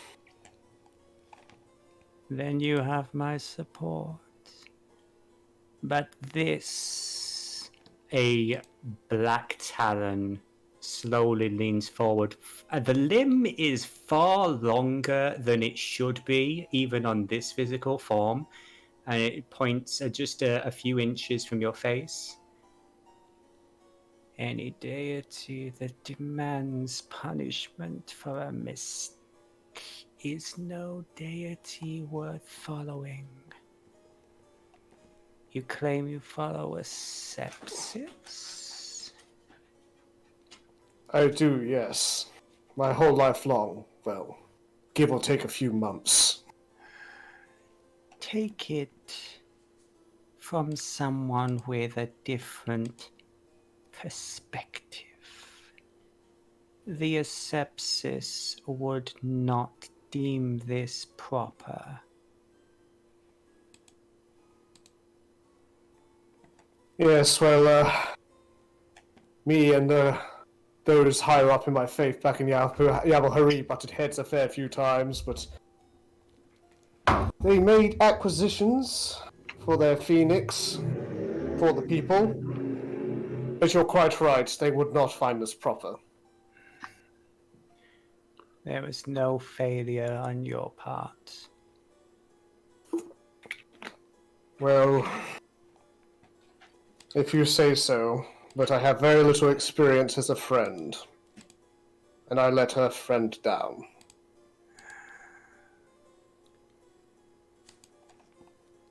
Life is complicated. You will learn in time.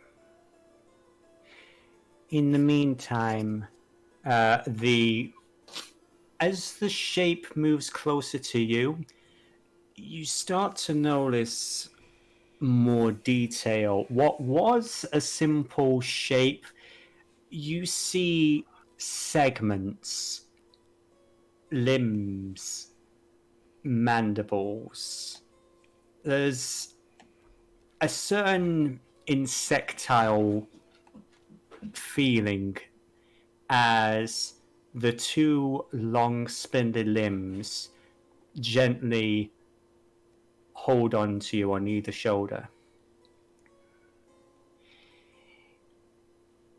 Take this gift and know that you are protected. And the stuff that we have mentioned previously, the extra constitution, this, that, the other, that has now come into effect. Also, I would say you notice the room seems to get brighter. It takes you a moment to realize that you are the light source. Ooh. it takes time to control. But you probably wish to keep it hidden for now. You are not like them anymore. You're becoming like us. Phoenix of the mountains. And with that, you wake up. Wow. You forced my hand, kiddo. God himself showed up. Or herself. Did So, he pass out when he was searing himself and have a vision? it seems so, yeah. Okay. I would say as well, give me, just for the fun of it, give me a perception check. Just for the fun of it. 10. 10. Yeah, the character is not going to notice that as he wakes up, there is a strange, damp rot that is just disappearing and returning to normal just out of sight. Okay. Mm. The good guys, ladies and gentlemen. The good guys. Yeah, Icrius is a bit stunned by what happened, but hey, he's gonna like freshen himself up, put his mask back on, and head downstairs. Okay. So, for the sake of brevity, because wow, did we go overtime there? Free. It's cool. It's all cool. It's the last session for a while. We can go over. Yeah. Well, I will say this: some of us do have like work schedules and everything. Oh, yeah, that's right. I do not want you guys to be absolutely destroyed in the morning. So, It's only 10 o'clock. well, I know. Because well, in America it's a bit different. yeah. What I'm saying is, to clarify, Coobs, how far are you willing to go? As far as it takes. I haven't got work tomorrow. Good man. Okay. Okay then. In that case, bear with the DM one moment because he needs the bathroom because that was an awesome scene. I would say everybody meets up in the tavern the next morning and you all can have a lovely conversation without the DM knowing anything that's going on. And I shall be back very, very shortly. Don't worry, Oh, do Devillo. Can I I'll talk fill to you- them? I'll fill you in, Devillo. That is a good question, Tahu. Yes, you can. Have fun. I wish we were actually in the bar scene. So I can move my character around. Okay, bear with me a moment. DM needs to pee, damn it. Yet. Well, maybe by the time the DM comes out to the toilet, the map would have loaded. Oh no, fuck it! Actually loaded fight. Lickety split. It just loaded instantly. He's like, what? Yeah, I mean, that's what I'm saying. Once it's loaded, it's loaded. Yeah, it's cool. Right, you know what? Rubby. I can't wait to hear this. You know what? I've been thinking about selling the place. Yeah. Yeah, well, it's just me and Libby these days, so I don't need all those bedrooms, do I? I mean, I suppose not. I hear this place is going down. It was nice to have somewhere to stay, but then again, it is your house, so it is your decision. Wait a minute, did everybody hear that? No, don't worry, it's just that drunken dwarf fell over. Yeah, but I mean, the only reason I bought that shop was because, well, I really wanted me to have a legitimate business up here, and well, not exactly much call for my old sort of work, is there? You never quite told me what it was you made before for that shop. Our timepieces, clockwork toys for kiddies, novelties, automata, that sort of thing. Ah, a toy maker, yes. In a sense, yeah. My parents were the same. Mother and father made toys for all the little children of Tugafall. Probably nothing as elaborate as yours. They were wood carvers, puppets and the like. Still takes skill. Wouldn't want to try again. If I'm perfectly honest, I've got the taste back, if you get what I mean. Ah. For- It's been soured for for you. That too, plus, well, there's a reason why certain people down in Grimscar kept calling me Ripper. I figured that as much. Yeah, let's just say that I wasn't exactly the nicest kid. Well, trust me, I know what it's like to have an experience ruined for you. Doesn't quite feel the same when you have the opportunity to do it again. Oh, that's true. I mean, I've tried to go. I do think that I should do it just for Lander's sake, but it might be safer for her down in Grimscar, to be honest.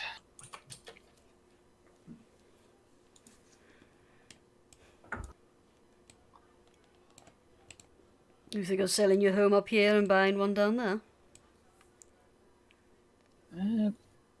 It's an idea. I mean, I'd have to maintain something up here for work, but I really don't know what I'm going to do, to be honest. I'm sure there's a small storefront somewhere you could convert into a office of sorts. I suppose. Like I said, this job, rewarding, I'm actually enjoying that more, to be honest. And that's what worries me. Well, it does have its perks, but I can understand your hesitation.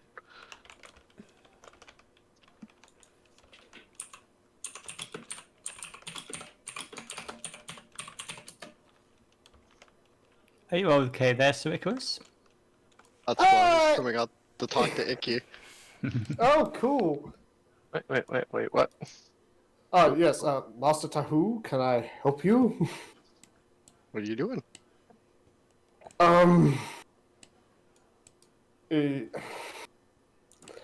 First, could you always have talked? I was under the impression that Kenku were only capable of mimicry. You would notice that I didn't actively speak, and that you heard me in your head. Okay. Well, that's an interesting trick. Hearing voices is all the rage these days. Care to share, or is that your little secret? I think it was an accident.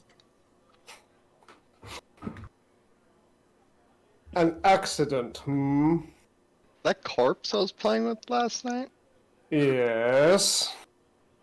Might have touched too much of it. Okay. Indulge me for a moment. Icrius is going to do Divine Sense. Okay, divine sense, sure. That always works. Yes, it always works. It's never betrayed you in the past. Hey, he's gotta use what tools he has, okay? Yeah, that is fair. That is fair. He knows what he's sniffing out now. You don't detect anything familiar. You don't. There's no real celestial energy aside from. I actually would say, if this is the first time you've used your divine sense since then, there's this weird feedback for a second as you kind of blink and you look down at yourself. Oh, by the way, whoa! There's some audio going on there. Somebody's got Your mic's a on. microphone. I see. Your mic's open. Your microphone. There we go. But yeah, you do detect. Basically, you do detect the fact that you no longer register as a regular person. Yeah. Icky senses a celestial. Right on ground zero. Yeah. Hey. Other than that, you don't detect anything so much from Tahu at first. You know what? Actually, I will redact that. Give me an investigation check. Okay. Along with your divine, with a 19. There is a small flavour of something celestial there. It takes you a moment, but basically, top pocket, you feel almost like a detect magic. You detect something celestial on his person. On Tahu. On Okay. Tahu. Strange. There's a celestial presence on you in your little pocket there. What do you Which have, one? Scratch? Refresh my dumb brain. Right pocket, yeah? Yeah. Like, basically, whatever pocket he has the amber crystal in. Yeah, Cool. Icky will point to the Open my right trench pocket. coat and get in there and take out the crystal. And you found this on that monstrosity. Yes. What in the sepsis are we dealing with here? That's what I was trying to find out. Strange. Very strange indeed.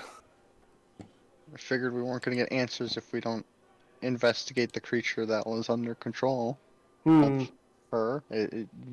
We just left it there. It's like leaving clues.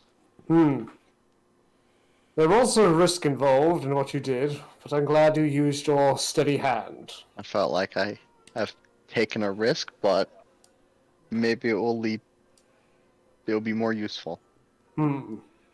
Our communication skills have increased. Yes, there's a lot more that can be done when you can talk to people. He suddenly looks very sad. You could do a lot more harm, too. Be careful with your words. I wasn't.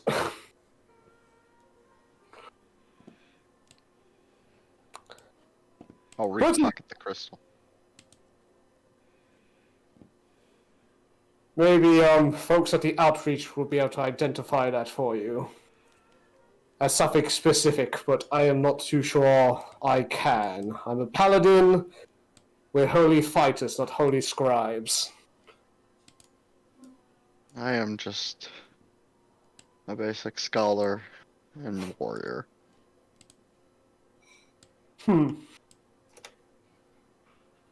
But yes, you came out here to see me for another reason? I'm just wondering why you came out here. Well,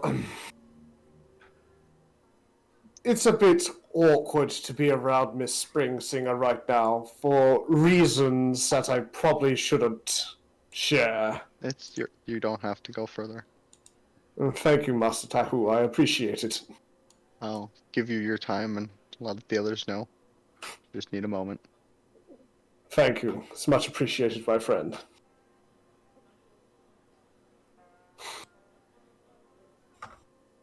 That was nice. Aww. Tahu's so reliable. Oh yeah, we can totally trust Tahu! Yeah, exactly. That was reliable. I'm also very disappointed that Icrius didn't pick up the crystal. I mean, Oh, Tahu's God. using it to talk! That would have been interesting.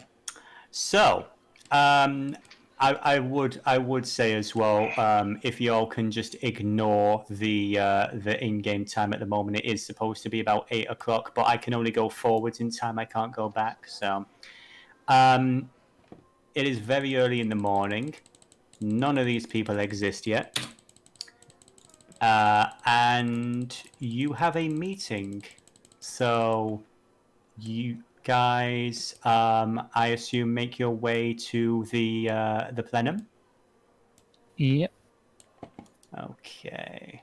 Because I'm assuming that after we're done with the Warden Reap, that you and Councillor Exaldor have managed to make arrangements. I would say this. Kubur just said that he's going to be AFK for a second or two, but we'll ask Icrius what he thinks of that when he gets back. I would say this as well, actually. Yeah, Arcanis would actually be at the meeting as well, wouldn't she? Yes. Okay, so if you bear with me a moment. But she will be with the. Would she be the one with Reap? Because... Well, she was dealing with trying to, inform the plenum in regards to the whole thing with. Okay, well, yeah, she's more focused on the matter with the Lich. Is that correct? Right. Okay. Right, I'm Now- back. What did I miss? Yeah. What were you asking, Icarus, again? Assuming that you and Councillor Exaldor have made your arrangements.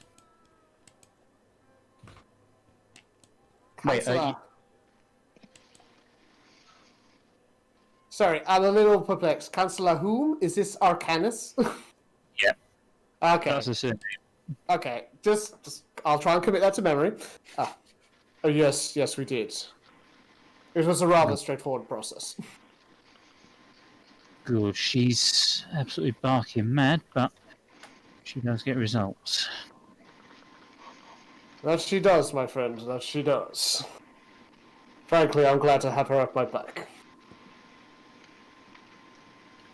Well, I said to you last night, we've all got each other's backs. Yes, and I'm very grateful for that. It's not a thing I'm used to. Forgive me if I stumble along the way.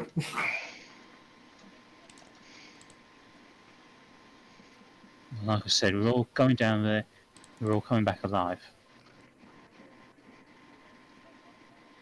And he just nods and is like, well, I have no intention of dying down there, I assure you. I'm not much good to Sepsis or anyone else dead now, am I? There you go. Okay. So, you guys eventually make your way into the office of Warden Reap early in the morning. He is not alone. There is a slightly smaller Veril next to him. She's wearing tribal-esque clothing, various bits of bone and skin and, knotted leather.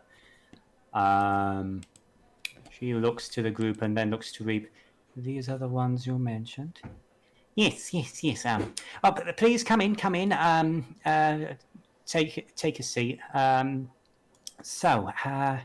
This is Elder Gloomtaker. She was the only other survivor at the the only other survivor from the council at the attack. Unfortunately, we lost 2 others there. But if we can trust anyone, we can trust her. I've told her about our belief that Scrack's involved in all this, and we basically the plan is to arrange a meeting with. We've arranged a meeting with the other council under the pretense of dealing with this lady Chemise that you mentioned. So, all the idea is, excuse me, the idea is that when all the elders are together, if Sir Icrius, you would be willing to get up on stage, say your piece, and present your information that you've discovered. Okay, I hate to be a pain, but the player kind of jerked a little. So, brief summary: we're going to have a big old meeting, and so Yes. to convince the people of what needs to be done. Yeah. Yes. Now, and to clarify, the pretense of this meeting is to warn them about Lady Chemise. The real reason is to accuse Elder Scrack, or Skrek, you can't remember which one, of what he's been doing, because he's been a bad boy trying to blow shit up, including several of the members of the Veril. Okay, so who's handling that part? We have the. You gave me the various information. We have evidence of his name. Hopefully, if he's accused, we can get some kind of reaction out of him. At the very least, discredit him and have a real inquiry involved. Considering the fact that you all are the few people who've been involved in this investigation, it only makes sense that you're the ones to bring this information to the council themselves. I'll, of course, be going with you, and, Elder Gloomtaker here has agreed to, speak on our behalf as well. So at least they can't ignore this. Well, I can certainly talk about the threat that Lady Chemise poses, but I reckon someone like Master Skullface would be more equipped to dish out the dirt on Scrax. If I may interject, I believe that Miss Springsinger may be a little bit more able to get through to her. Ah, yes, this is true. Yes, well, I do have a penchant for public speaking. If you're willing to do that, I'd be in your debt. The sooner that we get this situation taken care of, the better. We need to make sure that, the Vixis are shut down before they do more damage to the city. Right, well, I reckon we could pull at least one miracle out of thin air. Right, well, So, let us quickly summarize. What have we got? We have the evidence of letters that we gained in the lair of the unfortunate creature. Which, by the way, are we keeping that a secret from the council? He looks over to Elder Gloomtaker and then over to Skullface. To be honest, I think that's more of a situation for the goblins. I wouldn't normally share this kind of information, but I think within the council, at least, they should have the information that this is a demon. An unspecified demon, got it. And we believe that the demon still has a sibling operating under the instruction of the Elder that are working to destabilize the Pact of the Rat. We never quite found a motive for that, did we? I believe I have a motive. It's stupid and it's petty, but it's just what the Vixis are. They want to destabilize this region. They want the city to fall into chaos because that way they gain more followers, they gain more power. If the Veril are kicked out and we go back to the old ways, then everything that they've been saying for the past few years comes true. Basically, they've been spewing a prophecy and now they're trying their darndest to make it come true.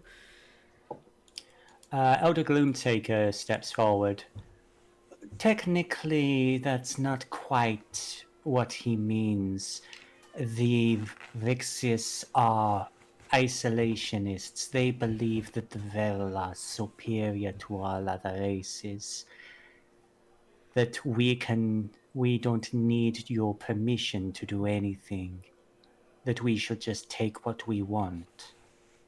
In short, they don't want a slice, they want the whole cake, because the cake is theirs by right. Just so. And to clarify, I do not mean to insult your surface dwellers, but they are correct. We are Legion. We could destroy this city in a heartbeat. No, I don't doubt it. But that is not the way of things. It is not how it should be. Nature has balance. Sadly, I The Vix believe that disturb it. such actions would be far-reaching as well. The dwarves have many other settlements in this region, and they will not take lightly to a number of their populace being overthrown. Indeed. So for the sake of peace and sanity, we need to destroy these individuals before their words can spread. This No city one can does know what's seem happened. to attract the zealotous nature of people, doesn't it? First the dwarves, now the Veril. What's next, gnomes? Yeah, well, at least, not to speak out of turn, but at least as goblins don't exactly have gods. There is a certain air about the city. I have noticed that it does bring out a certain fervor in some people. That is true. But regardless, we must go where the meeting is soon. I will head on and prepare. She puts a hand on Reap's shoulder. You have not yet healed. I'm fine, I'm fine. You are not going there without healing. And you notice her hand glows for a moment. There's this odd greenish yellow glow as Reap's hand in the sling, flexes a little. I need you on top form. Thank you, Elder. Oh, I see my services aren't needed here. I have some skill. Of course, if you tell anyone that I can do that, that might make things difficult. My The arcane beak is is not sealed. Our Dear people Reap. do not have any dealings with the arcane. Nature is the only true mistress in this world. And she steps out.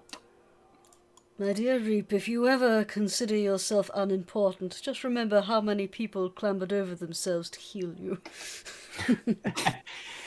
I mean, well, I suppose the way she looks at it, it's kind of her job.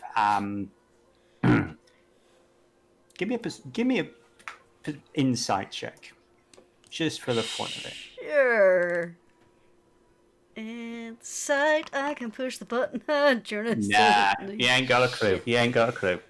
So, I would. Warden, Mhm. far be it from me to point out the obvious, but does the Elder have some form of protection?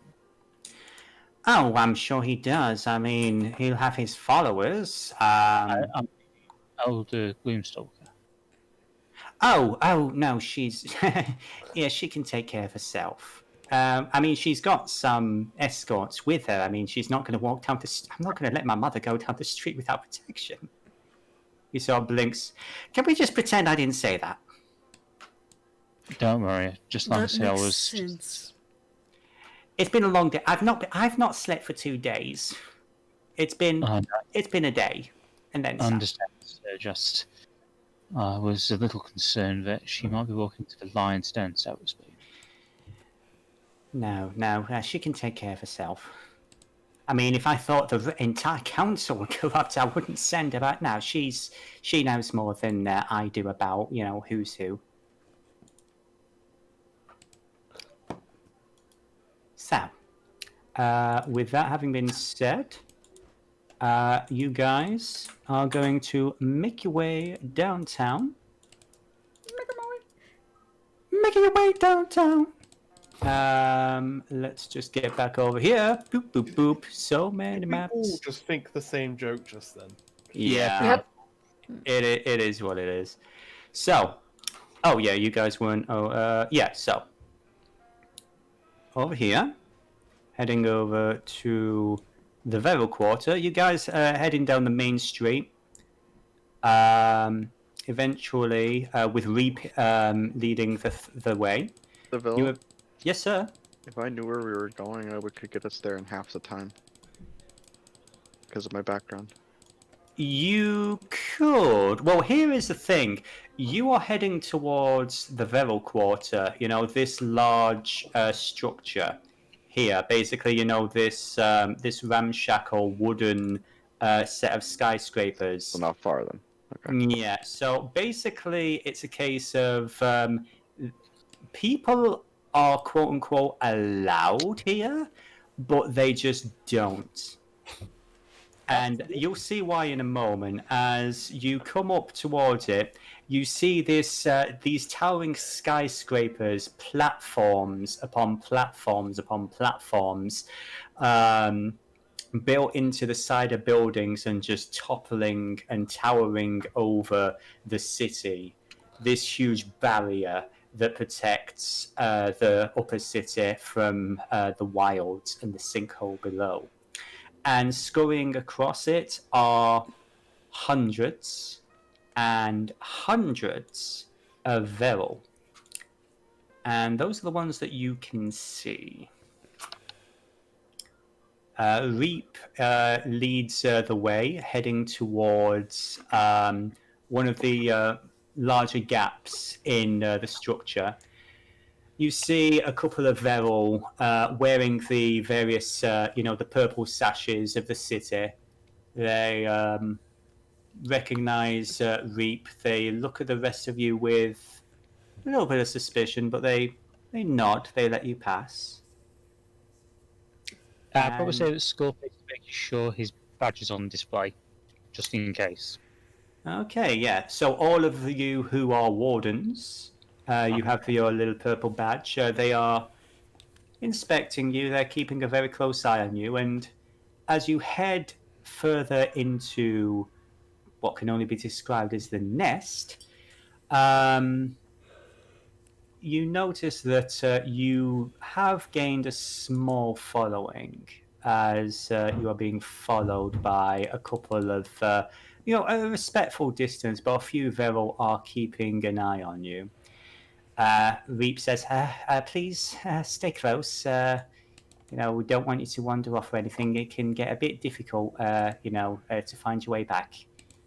Yes. So, I'd say Skullface is, I won't say playing up Reap's importance, but he's making it clear that Reap is the one in charge. mm-hmm. Okay. So basically to show to the other Veril, we're with Reap, we're his subordinates. Mm-hmm. Mm-hmm. Okay.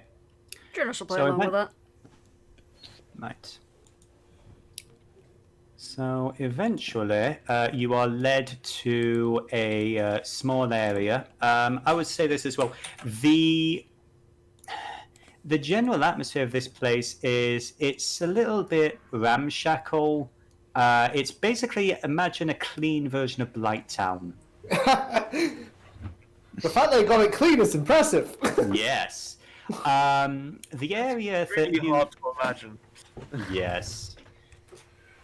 But the area that you eventually herded into, there are various wooden platforms, bits of planks of wood, straw, and all kinds of other things that you would expect basically in a rat's nest that line the walls and the floors. However, this particular area is also filled with expensive-looking rugs and soft surfaces.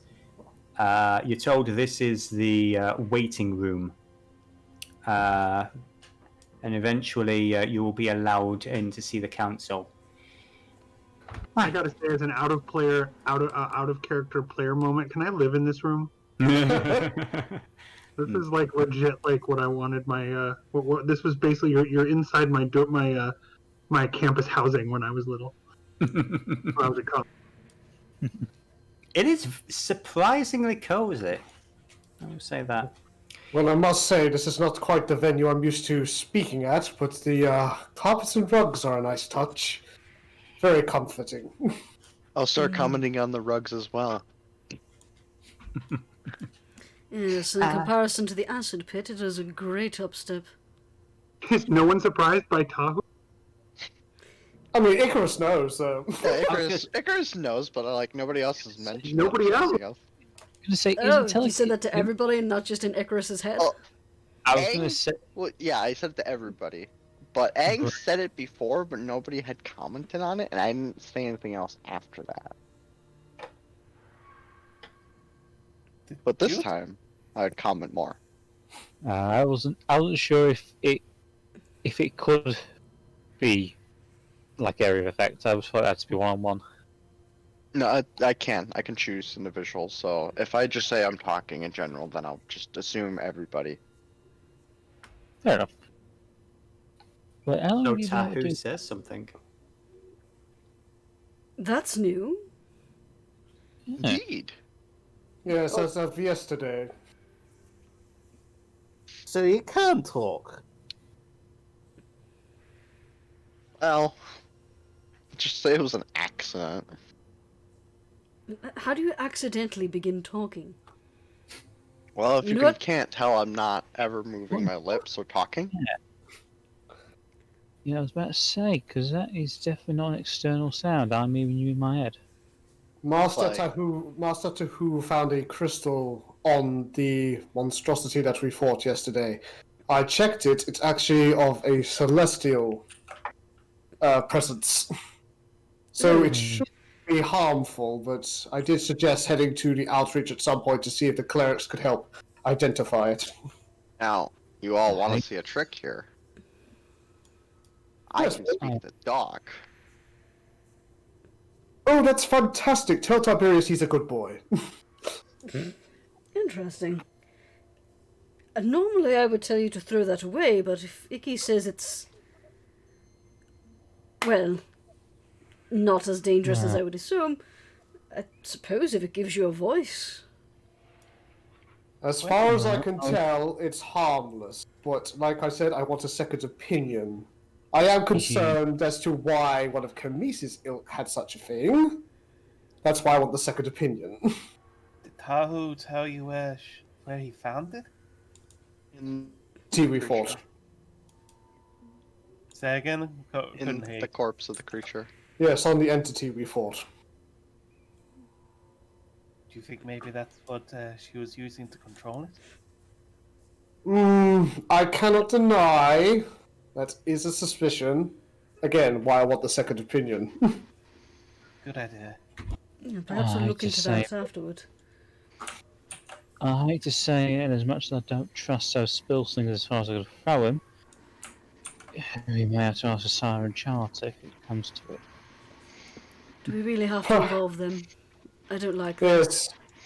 Yes, and it's a matter of... It's a celestial matter, so it should be dealt with by the appropriate parties. I'm also pretty sure they really want to talk to me, but I don't want to talk to them.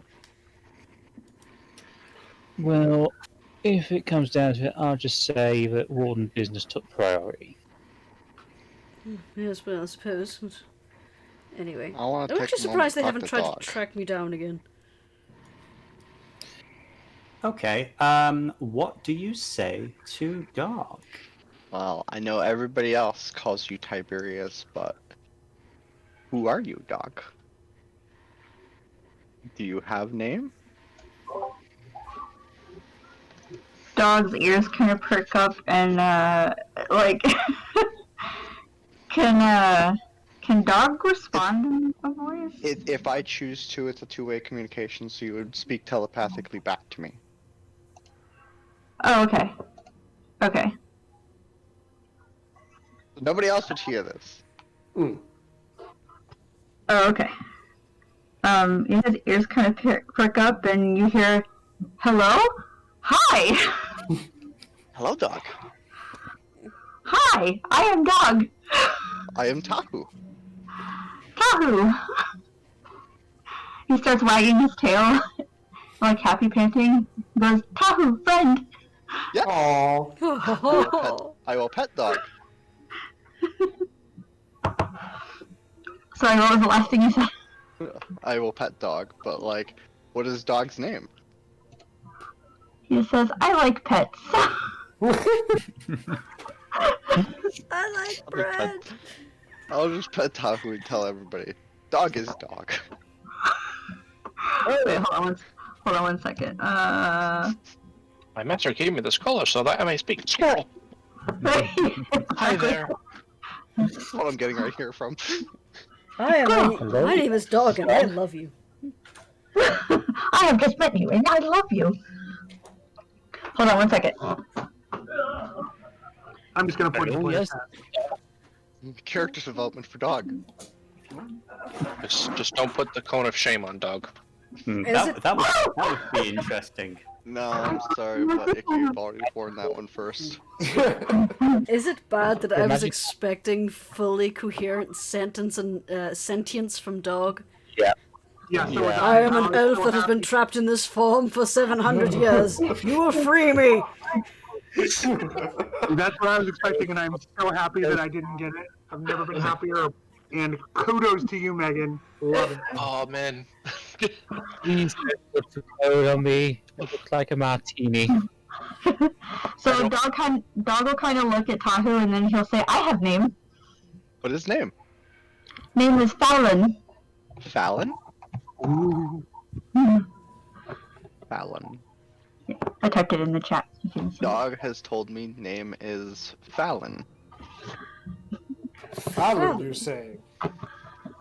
Okay, since everyone heard that, I would say, yeah, screw it, everybody, give me a history check. Player didn't need a history check. 16.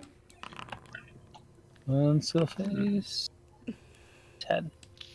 Okay, I would say that Icrius, that seems like a Sylvan name.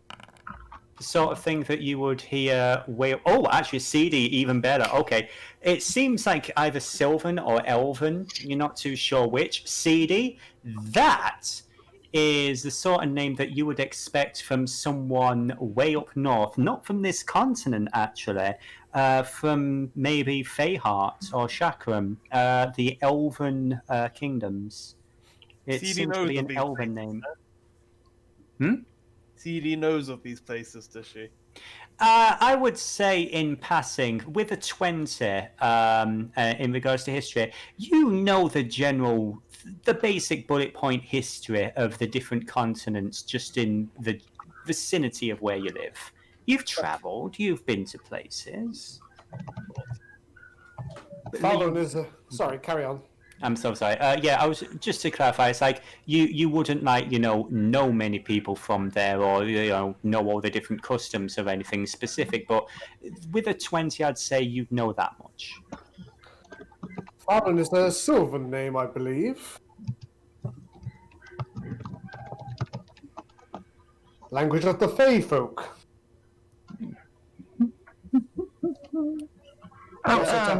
Also, Tahu, please apologize to Fallon for my accidentally misnaming him. He is still a good boy. I will pet dog and relay the message. Right, It's okay. so was that how Fallon was able to work out Icrius was full as? So sorry, Seethe. Can you repeat that, please? Is that how Fallon was able to work out Icrius was fallen?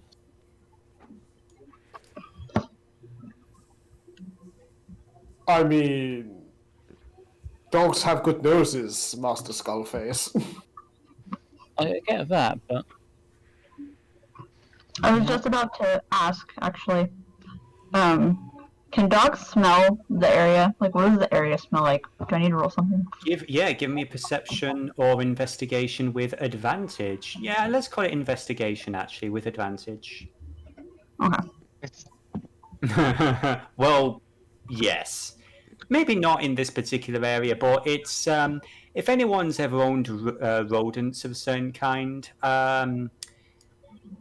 It's warm. It's cozy. There is a musk to everything. An 11. Other than that, there's lots of noise, there's lots of movement, and you can actually tell that despite this one room seemingly empty, there are many, many, many people around you. Well, can I tell if it smells good or if it smells bad? Define good or bad. Does it stink? Dog eat her rotten leg. No, this particular room, at least, you can tell that they've made the effort to make it smell nice. There's various perfumes and stuff around here. What you smell like?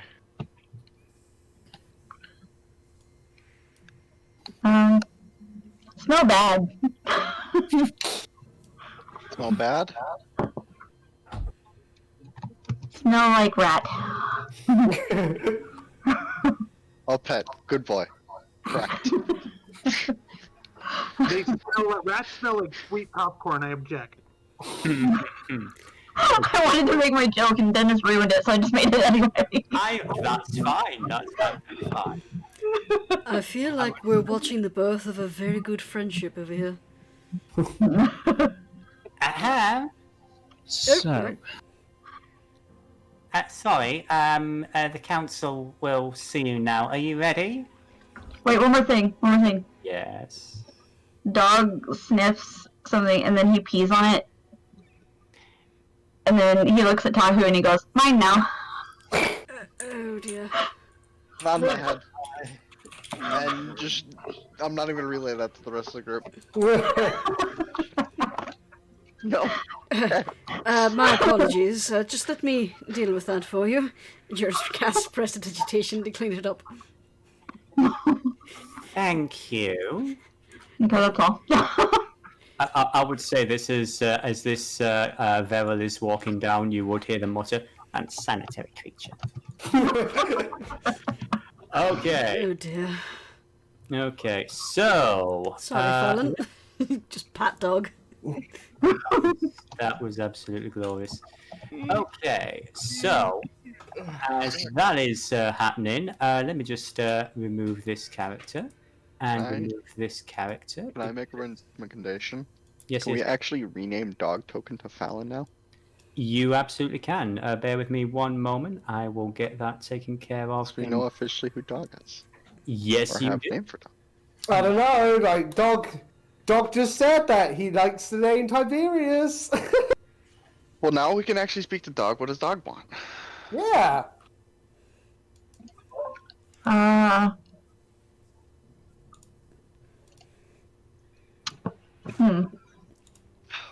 These are really deep questions for a good boy. Yeah. He'll say, "Mom, call me Fallon. You can call me Tiberius." Tiberius sounds like good boy. Oh. Wait, what is that? Well then. Found the good boy. Aww. I will shorten that to... Good boy. Yeah. How's that? Yeah, I think he'll answer to either one, honestly. Yeah.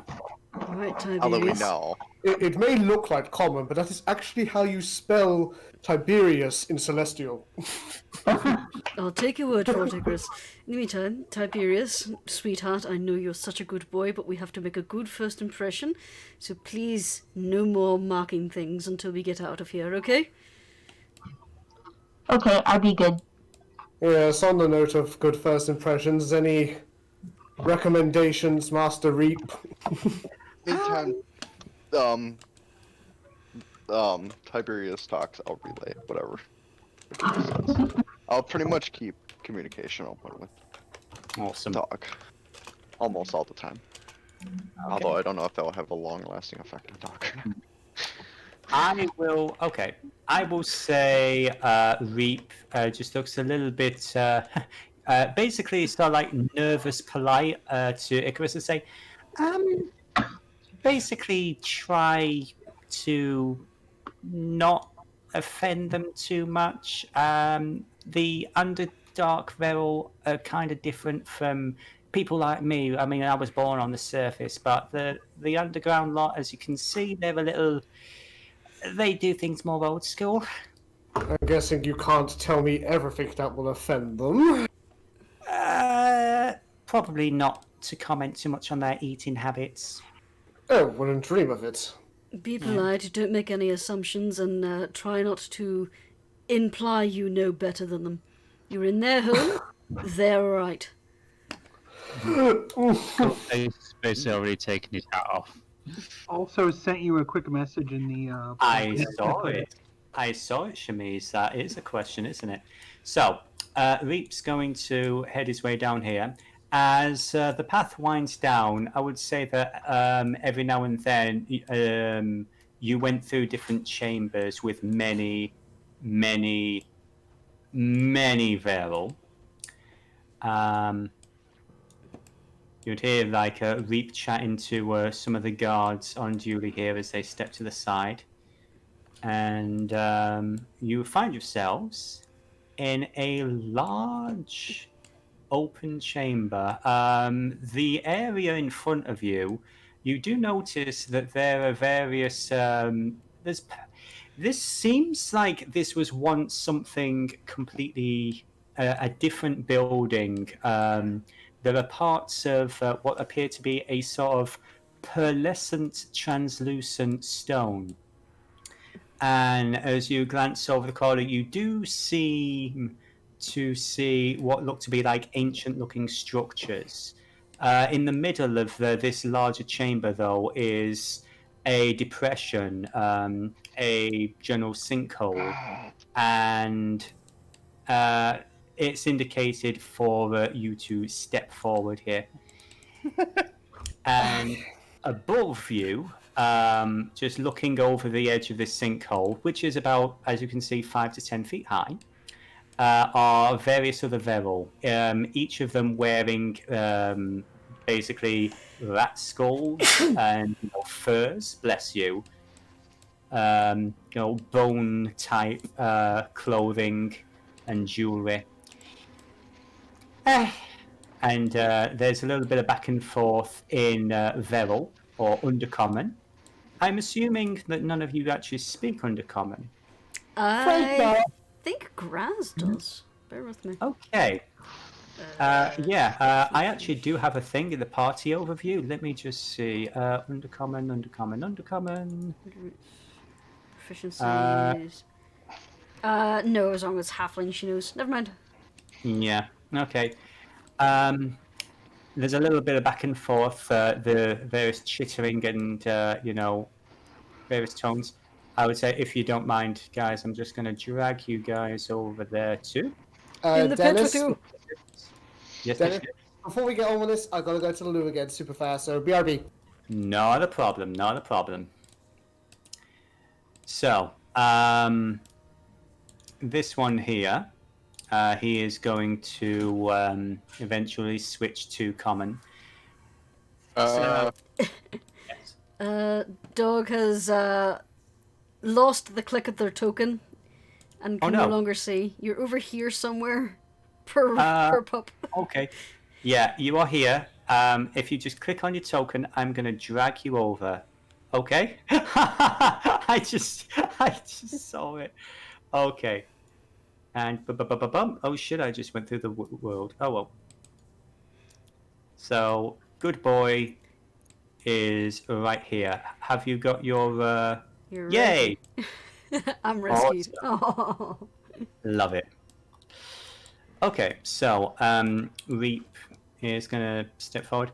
Yes, so this is the group who have been involved in the situation that we gathered you all here for. While they were investigating this problem, this lich, well, Miss Springsinger, perhaps you would like to explain some of the things that you discovered that might be of interest to the council. Yes. First of all, thank you for taking the time to listen to us. I know you must have very busy schedules. But as my dear friend Reap said here, we were investigating the cause of the terrible explosion. It led us to the hideout and mines of a rather unsavory group, led by a fiend, a demon in disguise. What do demons have to do with this? Well, Right. it's not so much the demon itself, but rather some correspondence we found in its possession after we dispatched it. Seeming connections with other cartels, and those who'd wish to destabilize the position of the Veril in this city. Someone intentionally attempting to make your people look very guilty for the explosion that took place. What do you mean, guilty? Who? The culprits were in contact with someone by the name of Elder Scrack, who I can only assume is that gentleman shifting away. Okay, so yeah, it is almost it's almost like a Tex Avery cartoon. The whole dupe, just like tiptoeing away. It's like, oh, I was just heading to bathroom. Will return shortly. Don't bother about me. It does seem rather rude to your feather elders to leave in the middle of a debate, my friend.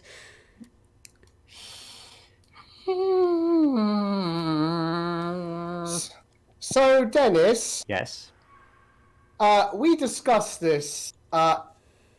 Icrius can fly, even in his armor, for 1 hour, Yes. right? Yeah. Because of certain changes that he has undergone. So, would it be safe to say that he gives a flap of his wings, and there is a fair bit of, let's just say embers, because, we're not fully burning with rage yet, and he flies up here. Okay. Oops, I Icrius? cannot move, because I collided with a wall. I do not understand how this thing works. That is because, right, I apologise. That is because the way that this area is set up, there are invisible walls that are one direction. So you could go around. Basically, it's not designed for flight, it's designed for land movement. So you could go around. There we go, that works. Ah. So Icrius is going to fight there. It's like, please, Elder Scrap, really need the bathroom. Surely you wouldn't object to an escort? Get you there and back in one piece? Or perhaps we can discuss the other correspondence we discovered in regarding your future plans with another demon. And how you wish to destabilize the Pact of the Rat, leading to outright war and terrible casualties on both sides. So, as you were talking, Jurnis, Icarus, you would notice this. This rat, most of his face is obscured. And he does seem to be like, oh dear, ooh, there is a certain nervous energy there. But from your distance to him, you'd notice this smirk just getting wider and wider. Oh, how did you ever find out? Oh, sorry, I can't help it. I just can't help it. Well, I mean, it's a little earlier than planned, but why not? Children! And I think... Icarus, grab him. He's doing something.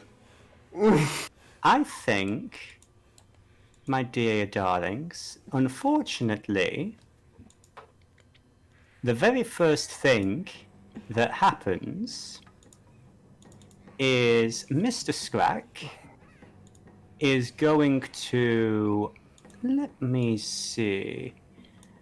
He is going to cast... Oh, boy.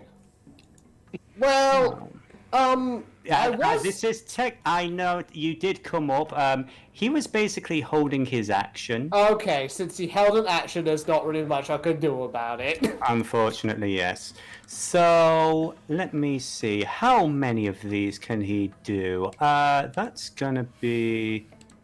I was gonna cast command and make him grovel. Oh dear! Oh dear! Oh dear! That's so basically. You see 3 beams of eldritch energy erupt from his hand. Oh no. And that is going to be... let's see, let me just quickly check the... Yeah, I would say this poor individual is going to instantly... Whoops. Sorry, there are many things. That elder is gone. This elder... Oh, fortunately that's just 1 point of force damage, but he is very badly hurt. And this lady here... that is going to be... So that is 2 leaders of the Veril taken out already. Oh no. And he's just cackling madly. Activate it now! And we are now going to go into the actual turn order. Would everybody kindly roll initiative? It's a lot of people None in of that this turn would happen order. if you just come down and allied with Chemise. I'm just saying, you guys could have avoided all this. There we go. Initiative. Well, you know, hindsight 2020 and all that. No. Yeah. So yeah, if it makes it easier, there's a combat tracker on the second tab. If you wanted, I could just click everybody. Also, yeah, I have technically got Arcanist and Aja on the page, so it auto-selected them. I'm just gonna, if it's okay with you, Seethe, I'm gonna roll for you, or are you okay rolling? Yeah, I've already rolled. It's not come through on your character sheet. Right, because I went straight from the turn order, so I should have. That's weird. Yeah. Let's see, Yeah. the last roll. Oh, there he is. Yeah, we got an 8. There we go. It probably just took a moment. So everybody else, I think, let's get you, let's get you, let's get you, let's get you, let's get you, let's get you, let's get you, let's get you. Yep. Lord. I'm And pretty I sure. thought I had to roll for a lot. Or I just push one button that says roll for everybody. Okay. That's a thing? Lucky? Yeah, there's literally just one button. So first of all, Graz. What I'm is just Graz saying. going to do? I'm just saying, Brawl 20 needs one of those. Yes, it does. First Yes, off, it does. Graz is going to use bonus action to Hunter's Mark that elder. So, Okay. So Skrek is now marked. Let me get the icon. That is diff. He is marked. And then she is going to shoot him in the little squishy rat body as soon as I can find her longbow. How do I tell what's friend or foe? Oh, yes. That is a very, very good question. Bear with me 1 second. Like, honestly, A 14? how do I tell what's friend or foe? That's it. Yes, no, that's fair. I am going to do the thing that I'll tell you in just one Besides moment. the obvious. Yeah, 14 will actually hit him. So roll some damage. 6 piercing. Okay. And just let me get her, what's its fist? Hunter's Mark damage. Okay. There we are. I would say, just for the sake of it, let's put all the bad guys that are going to have this effect on them. Okay. That's mildly concerning. Yes, it is, isn't it? Oh dear. It is. I actually was going to use a different one, but it's just in the moment. I'm like, yeah.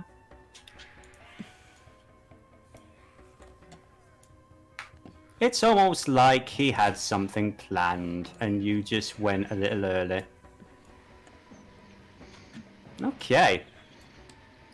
Anything else that Graz wants to do? She's going to 5, 10, 15, 20, 25. She's going to move herself over here. Okay. Oh my, I just got back. Oh, I apologise. Technically, there we go. That was an issue. So that was Graz's turn. Next up is going to be this one over here. You are going to... Where are you? There you are. First wins when you need her. Cone of cold. Yeah, 5. Yeah, Oh, that this would way. be nice, wouldn't it?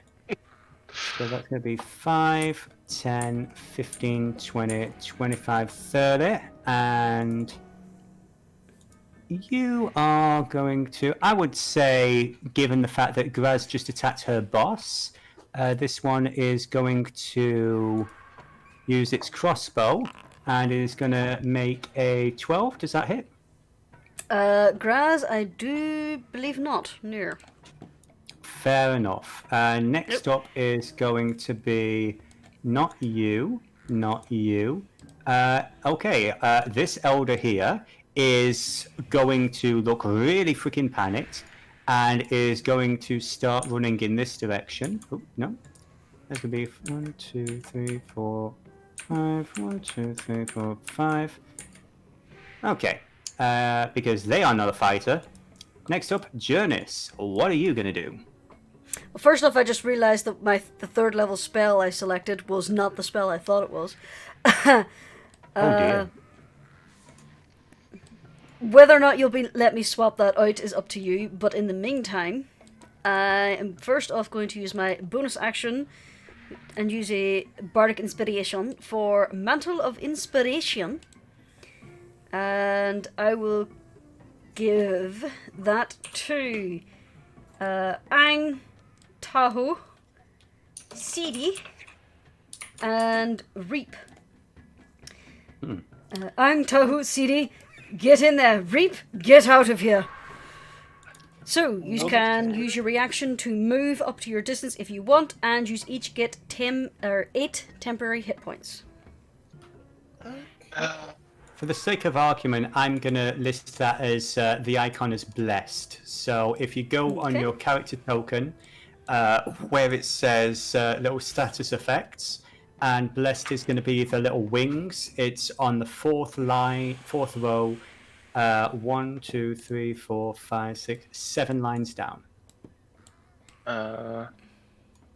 Little winged symbol. On which tab? Okay, so when you right-click your token, on the left where it says assign status effects. Okay, there we go. Yeah. Then And it's a little wing. I decided just go with the little wing icon. there you go. There you go.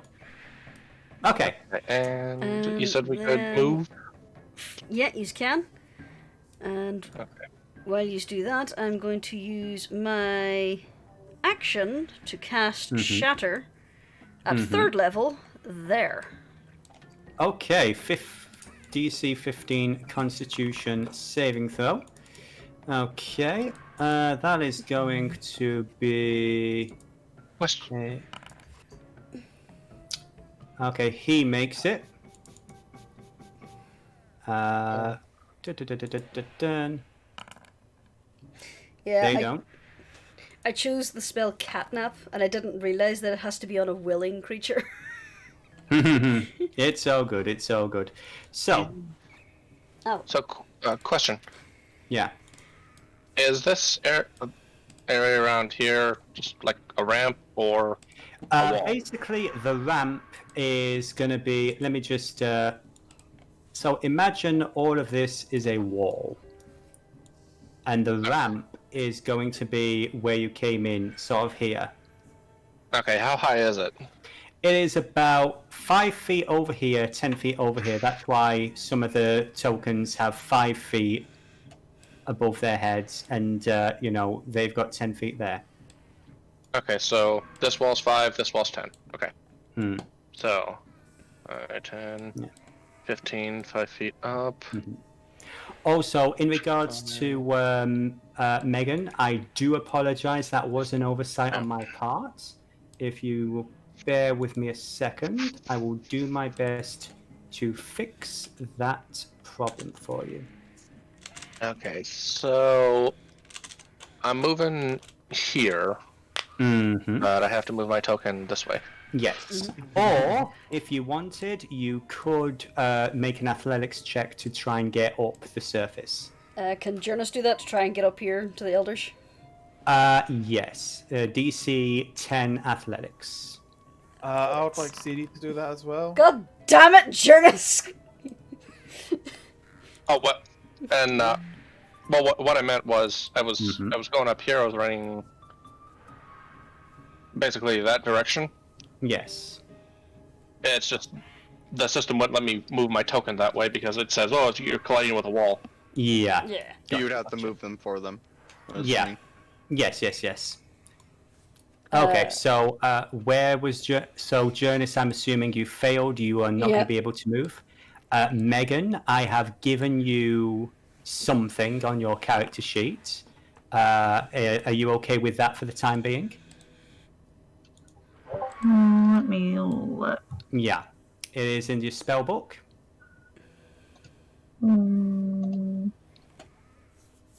It is basically similar to what you were looking for. Oh, okay. Yeah. Okay, so is that your turn? Yeah, that's me finished. Is Reap moving, or Tahu? Oh, I apologize. I Yeah. was still thinking about it. Yeah, Reap is actually going to... He's booking it, so that's 5, 10, 15, 20, 25. Now, can he take an action? No, it's just his movement. Okay, Yeah, can he that's why- dash, or can he just do a regular movement? I Use your believe normal it's movement. a normal movement. Okay, he is basically getting into melee with this dude here. And you can immediately use this reaction to move up to its speed without provoking opportunity attacks. I see. Okay, so next up...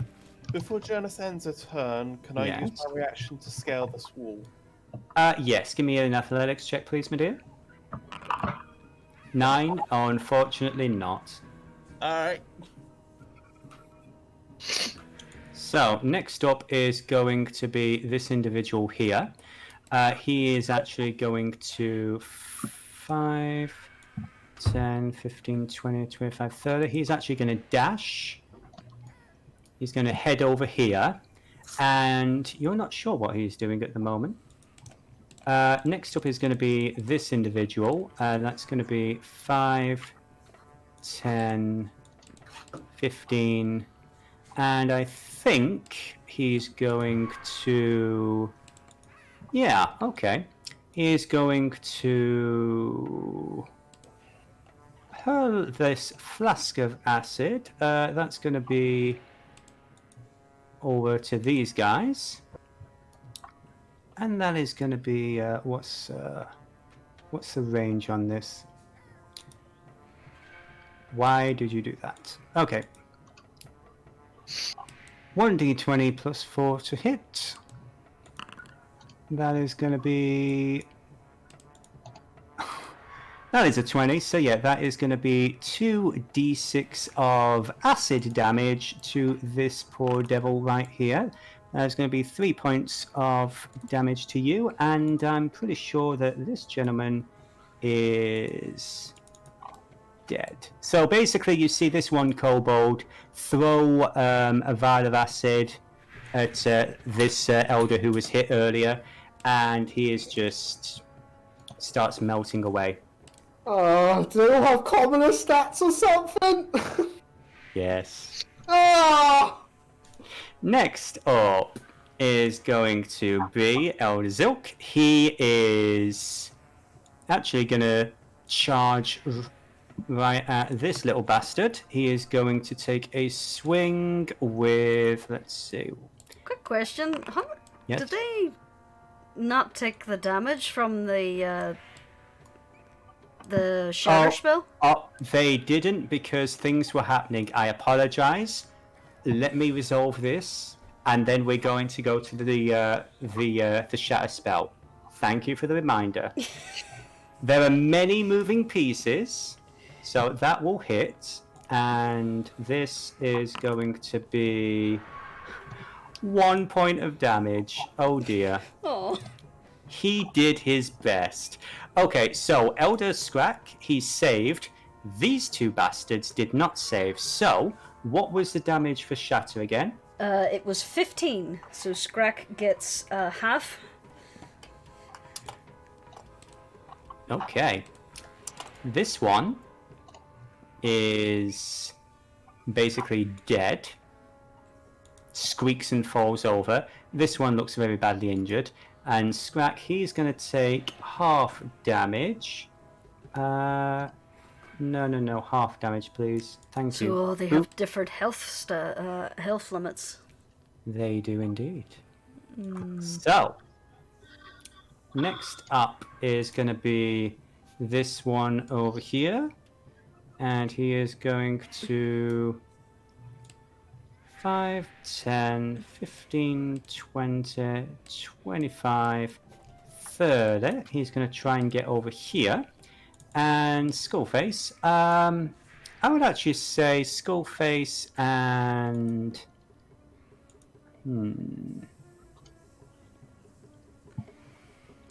Let's see. Where does this go? 15-foot cone. Okay, he basically has this small flask of oil. And he is going to... Let's see. 5... Unfortunately, it's just Skullface that's going to be in range of this, unfortunately. So, I would like you to give me a dexterity saving throw, please, Scully. Dex save, 1 second. Yes. 1 second. It's all good. Oh dear. Please take 15 points of fire damage. Okay. 15. Basically, he had a small lantern and he smashes it down on the ground and it just ignites the oil around you. So that is 15 damage to you. Oof. Next up is going to be... Aren't you glad you all got full health? Ang! Kung Fu Kitty. Okay. So, now that I'm up on their level, and let me... Where is... This is Scrack the leader. You are over here. Trying to get back to movement.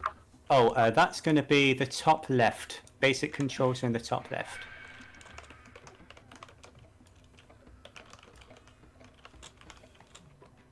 Okay. There we go. And... Oh, fuck. Guess again.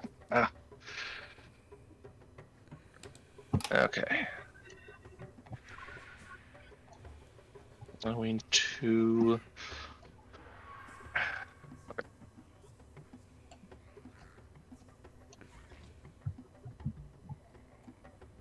Punchy punch. Punchy punch, okay. That's it. What you do in order to use your ability, you mouse over it and it's on the far left. There you go. 13, that is going to hit. Okay. And then key point for Flurry of Blows. Okay. First of all, do you want to roll the damage for me? Oh, yes. That's going to be 6 bludgeoning. Whack. And... a 12 and a 20. Both of those hit. Okay, give me some damage for both of them. Okay, yeah, you are doing some damage to this little squeaker. He is looking pretty badly hurt. Also, Icrius, are you moving? No. No, he was there. Okay, okay. And then one last unarmed strike.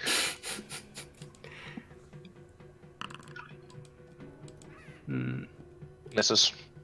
I'm assuming. Yeah, that misses, unfortunately. But he definitely got fucked up pretty badly by that. He did not see that coming. Next up is going to be this individual over here. I do believe that is one of the individuals who is still alive. Yeah. That's going to be 5. Let's see. Actually, I'm going to redact that. He's going to call out, "Don't let them get to the temple!" That's going to be 5. That's going to be 10. That's going to be 15, 20. And he's actually going to take a swing at this dude. And this time it's going to be with advantage. Because of the pack tactics. That's going to be swing. Wow. I would say that is not gonna even hit, bless them. They're trying their best, but that is all you hear, and that was in common. Don't let them reach the temple. Next up, Sir Icrius. Right, so I've been sat here in a state of extreme anxiety. Yes. Because, oh look, all these politicians are falling like flies, which is a very bad thing. Yes. But they have commoners stats, which means a stiff breeze will blow them back over if I bring them back to life. So the most efficient thing to do right now would be to fly over Ang, pull out Icarus's fancy schmancy sword as he lands, and using a bonus action first, he's going to make a vow of enmity using his channel divinity. So you get the idea. Attacks have an advantage on this fucker. I mean, if they didn't already, they do now. Hey, he might try and scarp her. Besides, it gives me an excuse to say, Sic Semper Tyrannis. As he swings his blade into this fucker's back. I presume a 20 hits. Yes. Excellent. So first the base damage. Okay. And then I'm gonna make it as Divine Smite. Because I'm a paladin. It's what I do! Is your Vow of Enmity a bonus action, or is that a free action?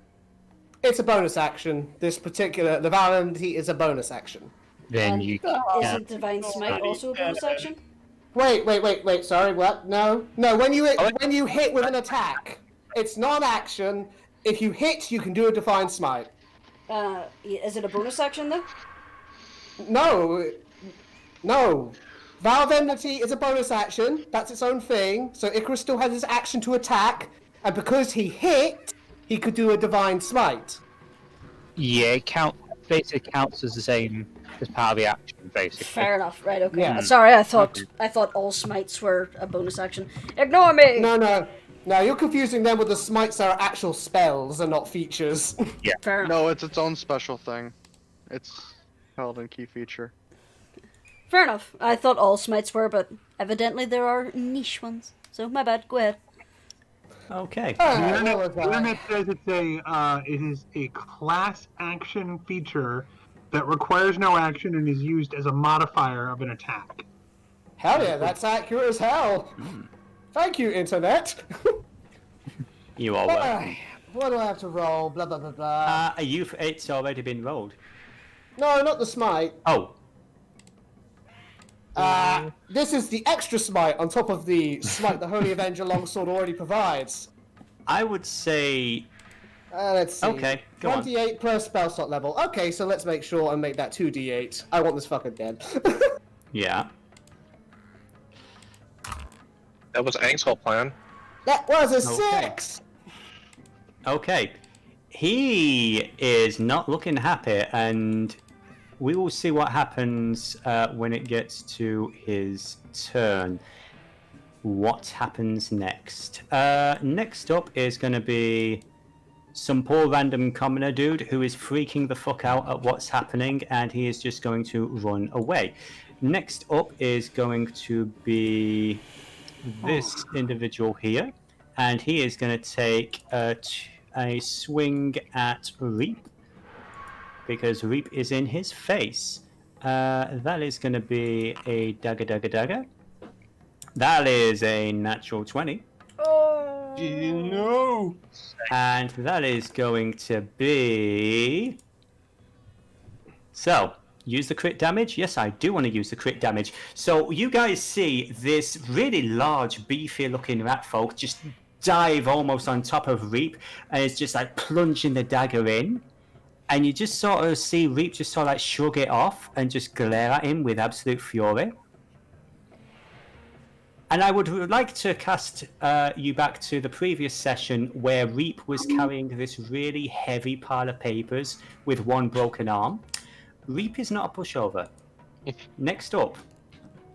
yes! And this dude has just realised that. This is all getting scurriouser and scurriouser.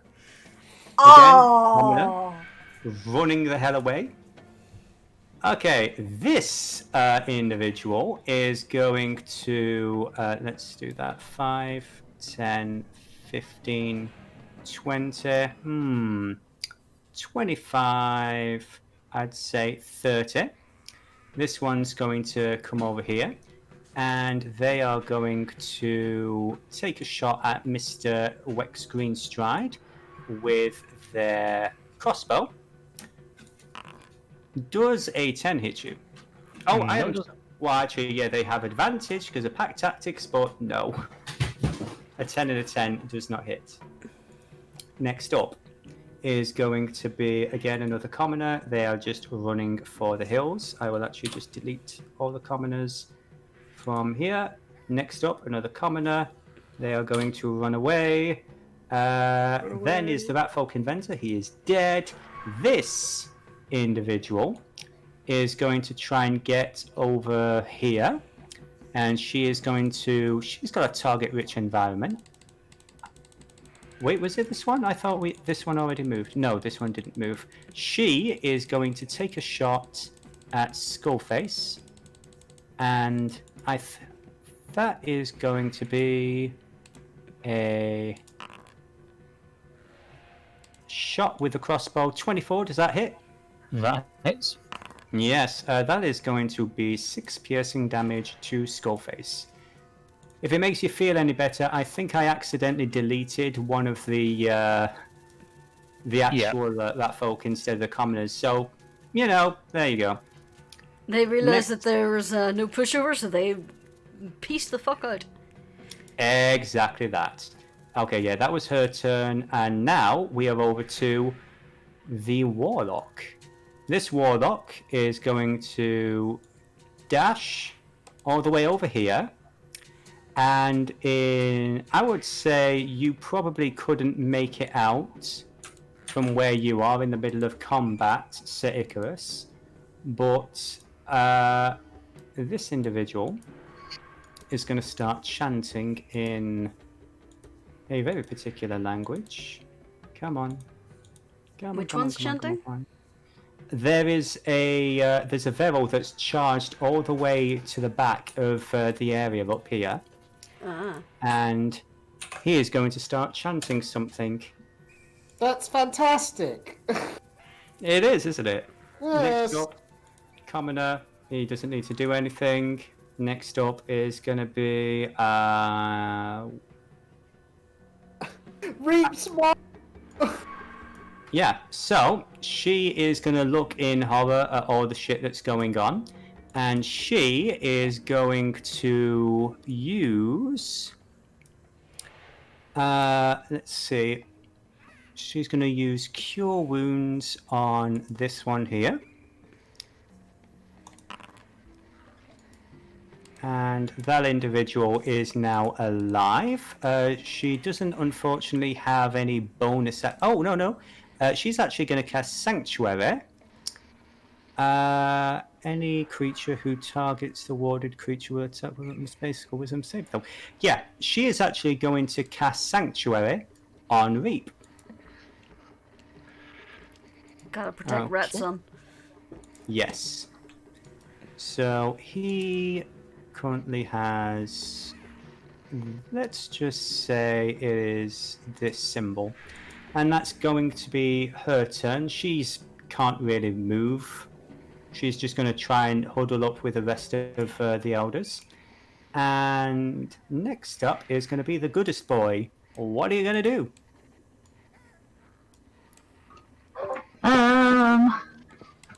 I think I'm just.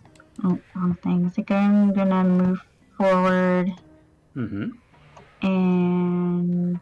Well, if it'll let me. Hold on. I would say most of the enemies seem to be in sort of like this area here to the western side. Okay. Well, I was gonna say wait. Who's running away that we don't want to run away? Elder Scrag? There is this general here, but I will be kind and say mechanically he may not be in this fight anymore. That's fine. I'll just I'll bite this guy that's in front of Skullface. Okay. Roll it. Okay, a 21 is going to hit. Roll me some damage, and I'm just going to move your token into melee, okay? Okay. 2 points. I would say, yeah, that's 2 points of damage to him. Tries to shake you off. He doesn't seem too happy, but he's more focused on Skullface at the moment. Azure is not part of this fight. This person is running. Elder Shaleclaw is currently... actually, she is back up with 1 hit point. She is going to basically just huddle over here and... Actually, no, I would say she's at least going to try her best. And this fucker, she is going to take a swing. Roll it. That is going to be a... Yes, that is going to be this amount of damage. Sure. So basically you see this Veril who was knocked out, basically she was almost dead, get up and she just starts tearing into this guy. And he's gone from almost full health to almost nearly down. These guys are actually tearing into each other. It's pretty bloody. Next up, this guy. Sure, he's actually going to get in on that. And he is going to try and do the same. That is going to be, that is going to hit. And he is going to try and do... yeah, so between them, the elders, they actually take this one down and they are just ripping and tearing into it. That one is probably not going to get back up. So, next up is going to be Skullface. Skullface just looks at his Veril in front of him and without saying a word...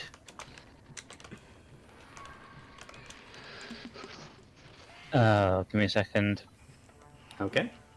Clicked on it and it decided not to roll. 22 is gonna hit. Okay. For 9 damage. 9 piercing from Letitia. Okay, is he dead? He is not dead. Yeah, he just pumps another round into him. Roll again. Okay, give me some damage. And yes, you use the crit. I'm also going to spend one of my grit points to use piercing shots to get this guy here as well. Okay, the guy behind him.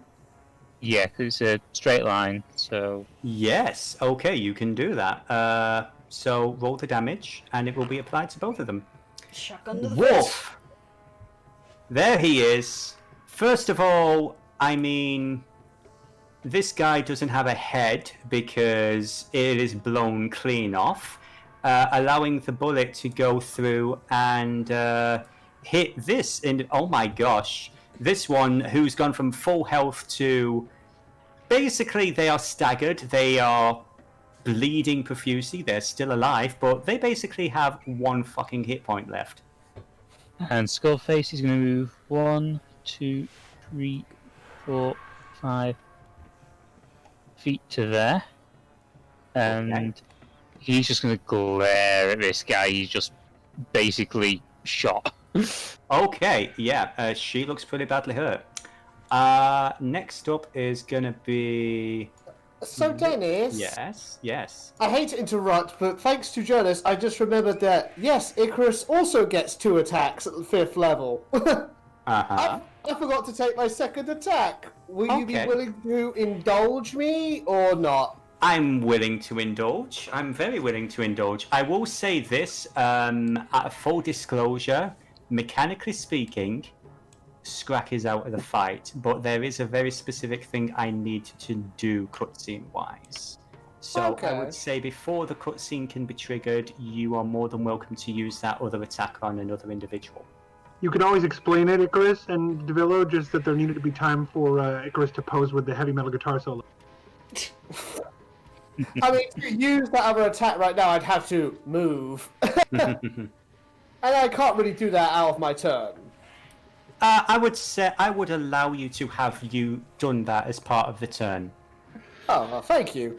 I'm kind. I'm generous. I'm not generous DM. I'm not gonna be meta and take the guy who's about to have his turn. That seems like cheating. Mm-hmm. I will, however, take a swing at this chappie right here. Okay, choppy. Where is my friggin'... There it is. That hits. 25. Okay, and damage. Okay, and you've still got the smite up, yeah?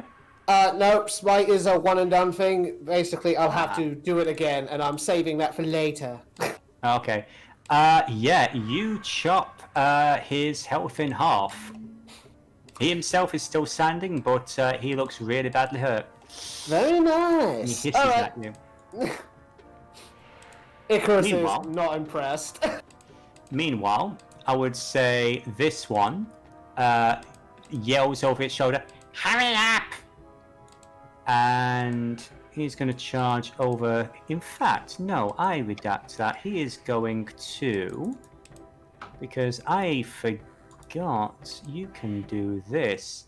He is going to use Icarus. Hi. I would very much like you to give me a wisdom saving throw. Alright, I need to check something super quick.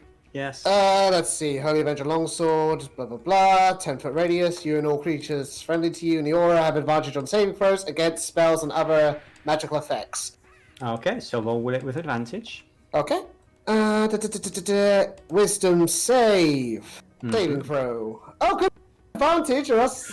Oh. So you see this Veril, he just basically snaps his fingers and points at you and said, "Meow." Ooh. And, please, after.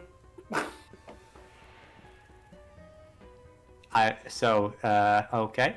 He is going to hiss, and also Jurnis, because unfortunately I kind of missed something earlier. Jurnis Springsinger, I want you to take... well, first of all, give me a dexterity saving throw. Oh no. Yes. I'm not really on D&D Beyond. Hold on. Dexterity save? Yes. There are many different types of Veril. Okay, yeah, meets it, beats it. You have a resistance to fire damage, is that correct? I do. I want you to take half of 15. Well, basically, I want you to take a quarter of 15 because you take half damage from the damage that he was doing because you made the save, and you take half of that damage because you're resistant. So a quarter of 15, if you would be so kind. 3 points of damage? Are we rounding down each time? Yes. He rolled super high on his damage, and you only take 3. That's tickled. I don't like being tickled. Mouthy meat. So, Elder Scrack, after having been wailed on several times by Sir Icarus, he is actually going to. He had so many other things. I was going to do so many things with this boy, but yeah, he is just going to use one of his spell slots, and He's unconscious. I know mechanically he's out of the fight, but technically it's a cutscene type thing. The birdies are singing. Yeah, the birdies are singing. The birdies beat the shit out of him. And he is going to cast... why is it not showing up? Just little Icarus is all in a row, holding wings and dancing and skipping along around his head. Yeah. Yeah. Literally that. He's he basically is slammed against the wall. He claps his hands together and, starts shouting something in Sylvan. Dog, you do speak Sylvan. I don't know if anyone else in the party does, but you would hear him. Keep going. Okay. You would hear him say, "Protect me, mistress." And in the, I would say, over here near the edge of the fight, where there's wood, you notice the wood start to buckle and bend. Counter spell. Do you have counter spell? No, I wish I did. Yeah. Yeah. Why would you not take counter spell?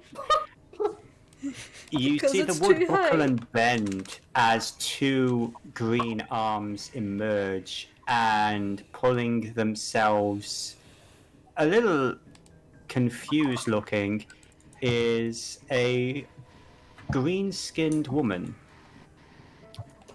That is the end of his turn as he just passes the hell out.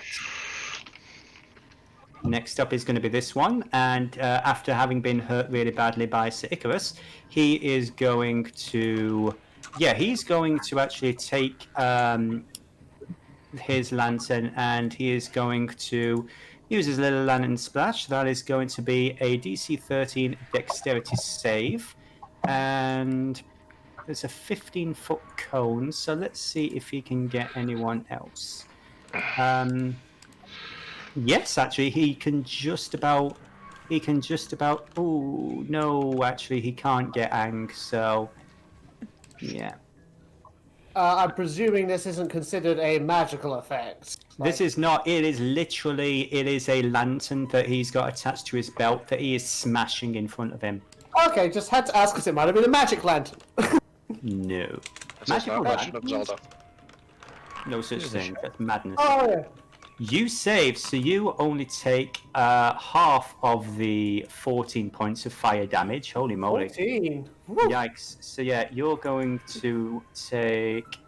It would help if I had the right tool selected. Okay, so that's half damage. Just Icarus. Boop. So that was half 14, yeah? I've already applied it. I already did it, thank you. Yeah. So next up is going to be Reap. So... Reap is pretty fucking pissed off. First swing with his greatsword is going to be... That's a crit. Oh. So that is going to be... Come on.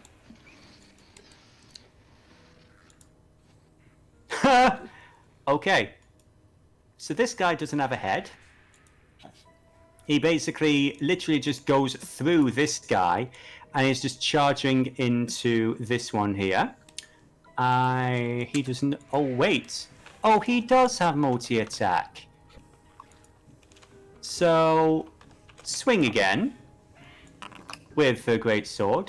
A 12. That is going to hit. Actually... Oh, wait, no. Yes, unfortunately 12 will not hit. But basically, one swing, he bisects. This rat goes straight through him, and he's going for the second one. But that is all he can do for now. Next up is going to be...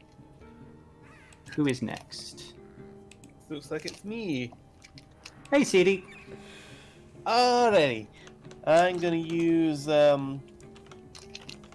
feline agility. Mm-hmm. So I get to. So I gotta math this out. Mm. Okay. 30 there. And I'll get up in this guy's crap. And I'll use sneak attack on him. Okay. Roll me some damage. Okay. Oh. Okay, 28. So, because that's advantage, roll it. Yeah. And Okay. I'll also throw the sneak attack. Mm-hmm. Mm-hmm. Okay, why is that not... Oh, yeah. He is... how would you like to deal with that individual? I'd like to impale through his chest and then lift him up and throw him into the pit to the right of me. Easy peasy. Okay, next up is going to be... Yes? I still have... How much movement would I have left after going from there? Where was it you started? I've got 15 more movement. So... 15 more, okay. And I can still use my offhand attack, can't I? Yes, ma'am. Alright. I'll go up here. And, well, plunge my rapier into this guy. Okay. You mean Scrack? He's the dude who's unconscious. Oh, never Yeah. mind. I apologize. Yeah, that's the individual who is currently out of the fight. He cast some kind of spell and passed out. Can I undo that movement then? You may, yes, absolutely. Because I'll go. Yeah, if you want, you could do the same for this individual. So, what was the roll? That will hit. Roll me some damage. 10 piercing damage. Okay. Ow. He looks pretty hurt. So this individual, they're going to try and move over here, and they're actually going to try and take a pot shot at Graz. That is going to be a... Yeah, I would say they're going to use their sling for this one. Does a 16 hit Graz? Is that a yes? Okay, in that case, Graz is going to take 4 bludgeoning. I will do that.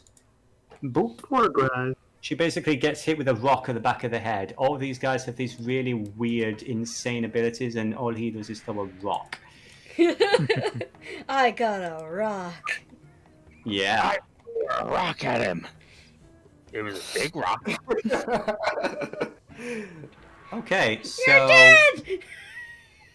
Yeah, literally that. Speaking of, this guy down here, he is going to try and sidestep. He sees the damage that Skullface did to his allies, and he is going to throw... Hang on. It'd help if I had the right character sheet open, because they all have different character sheets, because I'm a complete fool. He is going to throw a jar of acid at Skullface. I would like you to make a dexterity save, please, Skullface. No. I There we have are. it Stream's on back. Discord at the moment. Okay. Gosh darn it, it never occurred to me that the stream was going to be down. Fish. No, stream was... The stream was still running. The stream was me talking to you at a dead screen. Oh. The screen was the only thing that didn't die. It was really weird on our end. Some things still connected, some things didn't. Yeah, Okay, so- for some reason Discord died, and so did the Foundry, and then I was trying everything. I tried changing my IP, I tried switching over to my wired connection, everything else was working. The text was working in Discord, but it couldn't get onto the phone. Well, all of us in America, we had no issue, so I think it might just be a case of the UK just, you know, it just had a little bit of a weird Brexit blip or something. I was about to make a joke about Brexit, but you beat me to it. Yeah, it's all good. But yeah, so to clarify, for those of you who missed what I was saying, unfortunately, we are not able to return next week, nor the week after, because my schedule is hellish. So at a currently undisclosed point in the future, we will be continuing with the combat and everything, because there's a lot of combat and a lot of content to go. But the question that I always ask is questions, comments, and theories. They're trying to summon some sort of eldritch abomination in that back room. Did you see the alarm, Jurnis? No, she didn't. She wasn't here for that. Okay. So what did I miss? Yeah. So, I'm actually going to see if you guys can actually reload the area, and I'm There we actually are. going to Spec play you can the... Now, have you guys got Sirenscape playing? Yep. Yes. That didn't drop. This is the sound that your characters are hearing right now. And in Celestial, a voice is saying, "Warning, obstruction detected. This facility needs to be powered down and the supervising technician notified." I knew there was something up with those goddamn radioactive boxes. Mm-hmm. Right, and just to clarify, we can hear chanting from down this corridor, right? And we saw someone run down there. Yeah, basically, you guys heard chanting in Celestial, and Icarus. I would say you couldn't hear it from this end because it's too far away, but Icarus would have heard from over here, basically chanting the words, "Initiate startup sequence, Alpha Delta 4. Initiate Alpha..." Yeah, we got some sort of weird, like, celestial tech or something going on. Ooh. Yeah. It's probably ancient technology and they think it's magic or something. Basically, that is an interesting theory. I'm watching Stargate. But it's in the language of the gods! Depends on what you define as a god now, doesn't it? Praise the bomb, the almighty bomb. The bomb is one, the bomb is all. Well, after watching and just finishing Stargate, I'm just like, oh no, the religion, oh no, what is a god? Oh no, celestial language I want to decipher because Jackson. That's a very good point, Cream, because I will say this. There are no such things as gods in my setting. Not what you would consider gods anyway. That's a very alarming thing to tell like a paladin, isn't it?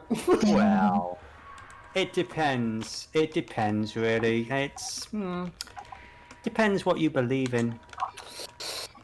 Skullface believes if it bleeds, we can kill it. You think they would allow you to let them bleed? But anyway, unfortunately, we will have to leave things here on a bit of a cliffhanger for a couple of weeks because, you know, schedules and jobs and all that jazz. But as soon as we are able, we shall return to this disaster in progress. I would say as well, to redact my previous statement, deities do actually exist in the wider sense. It's just... They just don't interfere as much as the rest of the Dice&Dolts pantheon. That is so. The other realities. Mm-hmm. Your gods are hands-off. Although Icarus kind of forced an appearance from an entity that might be a god? Question mark? Yeah.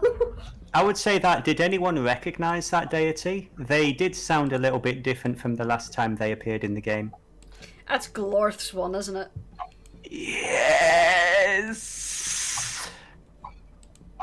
We're fucked. You see, the thing is, Madame Kozel, or Mother Knight, as she's sometimes called, she was trying to put on a slight air of respectability in front of the easily scared Paladin.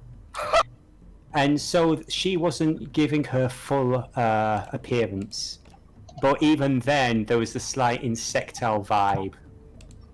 This is an entity of the Underdark. Yeah. And so she appears as a creature of the Underdark. My God, that just gives me the idea of a story where a character is like sees this hideous abomination, and the abomination says, "I now present myself in a more pleasing form to calm you and soothe you." And it's like horrifying. There's a reason angels say, "Be not afraid." Yep. So. Biblically accurate angels are terrifying, and I love it. They're so cool. Yes, they are. They've got eyes for days. Yeah. And yes, so did she. Those were eyes. Yeah. All right then. I think, with that having been said, again, it is super late over here. That is going to be a good night from the chatty Kenku who can cream. Yeah. Hello. A good night from the goodest boy. Good night. Good night. A good night from the Paladin of the day, who is helping a deity of night. Good night, everybody. What a tangled web we weave in Voarcel. Yes, we do. A good night from Lady Chemise, the Salt Queen. You'll be seeing more of me later. Don't worry. Good night, everyone. Be kind, be nice. Yeah. And don't forget what I said about that elephant skeleton, Devillo. Duly noted. A good night from the she stabbed some people. Frux. Good night, everyone. A good night from the Kung Fu Kitty, Ang, who apparently has a friend with benefits and a work colleague. Relationships in the workplace, they always work out great, right, guys? Yeah. Oh yeah. Sure. That depends on the workplace. Mm. Notice she's not here. Mm-hmm. Good night, everyone. Sorry, dude. A good night from...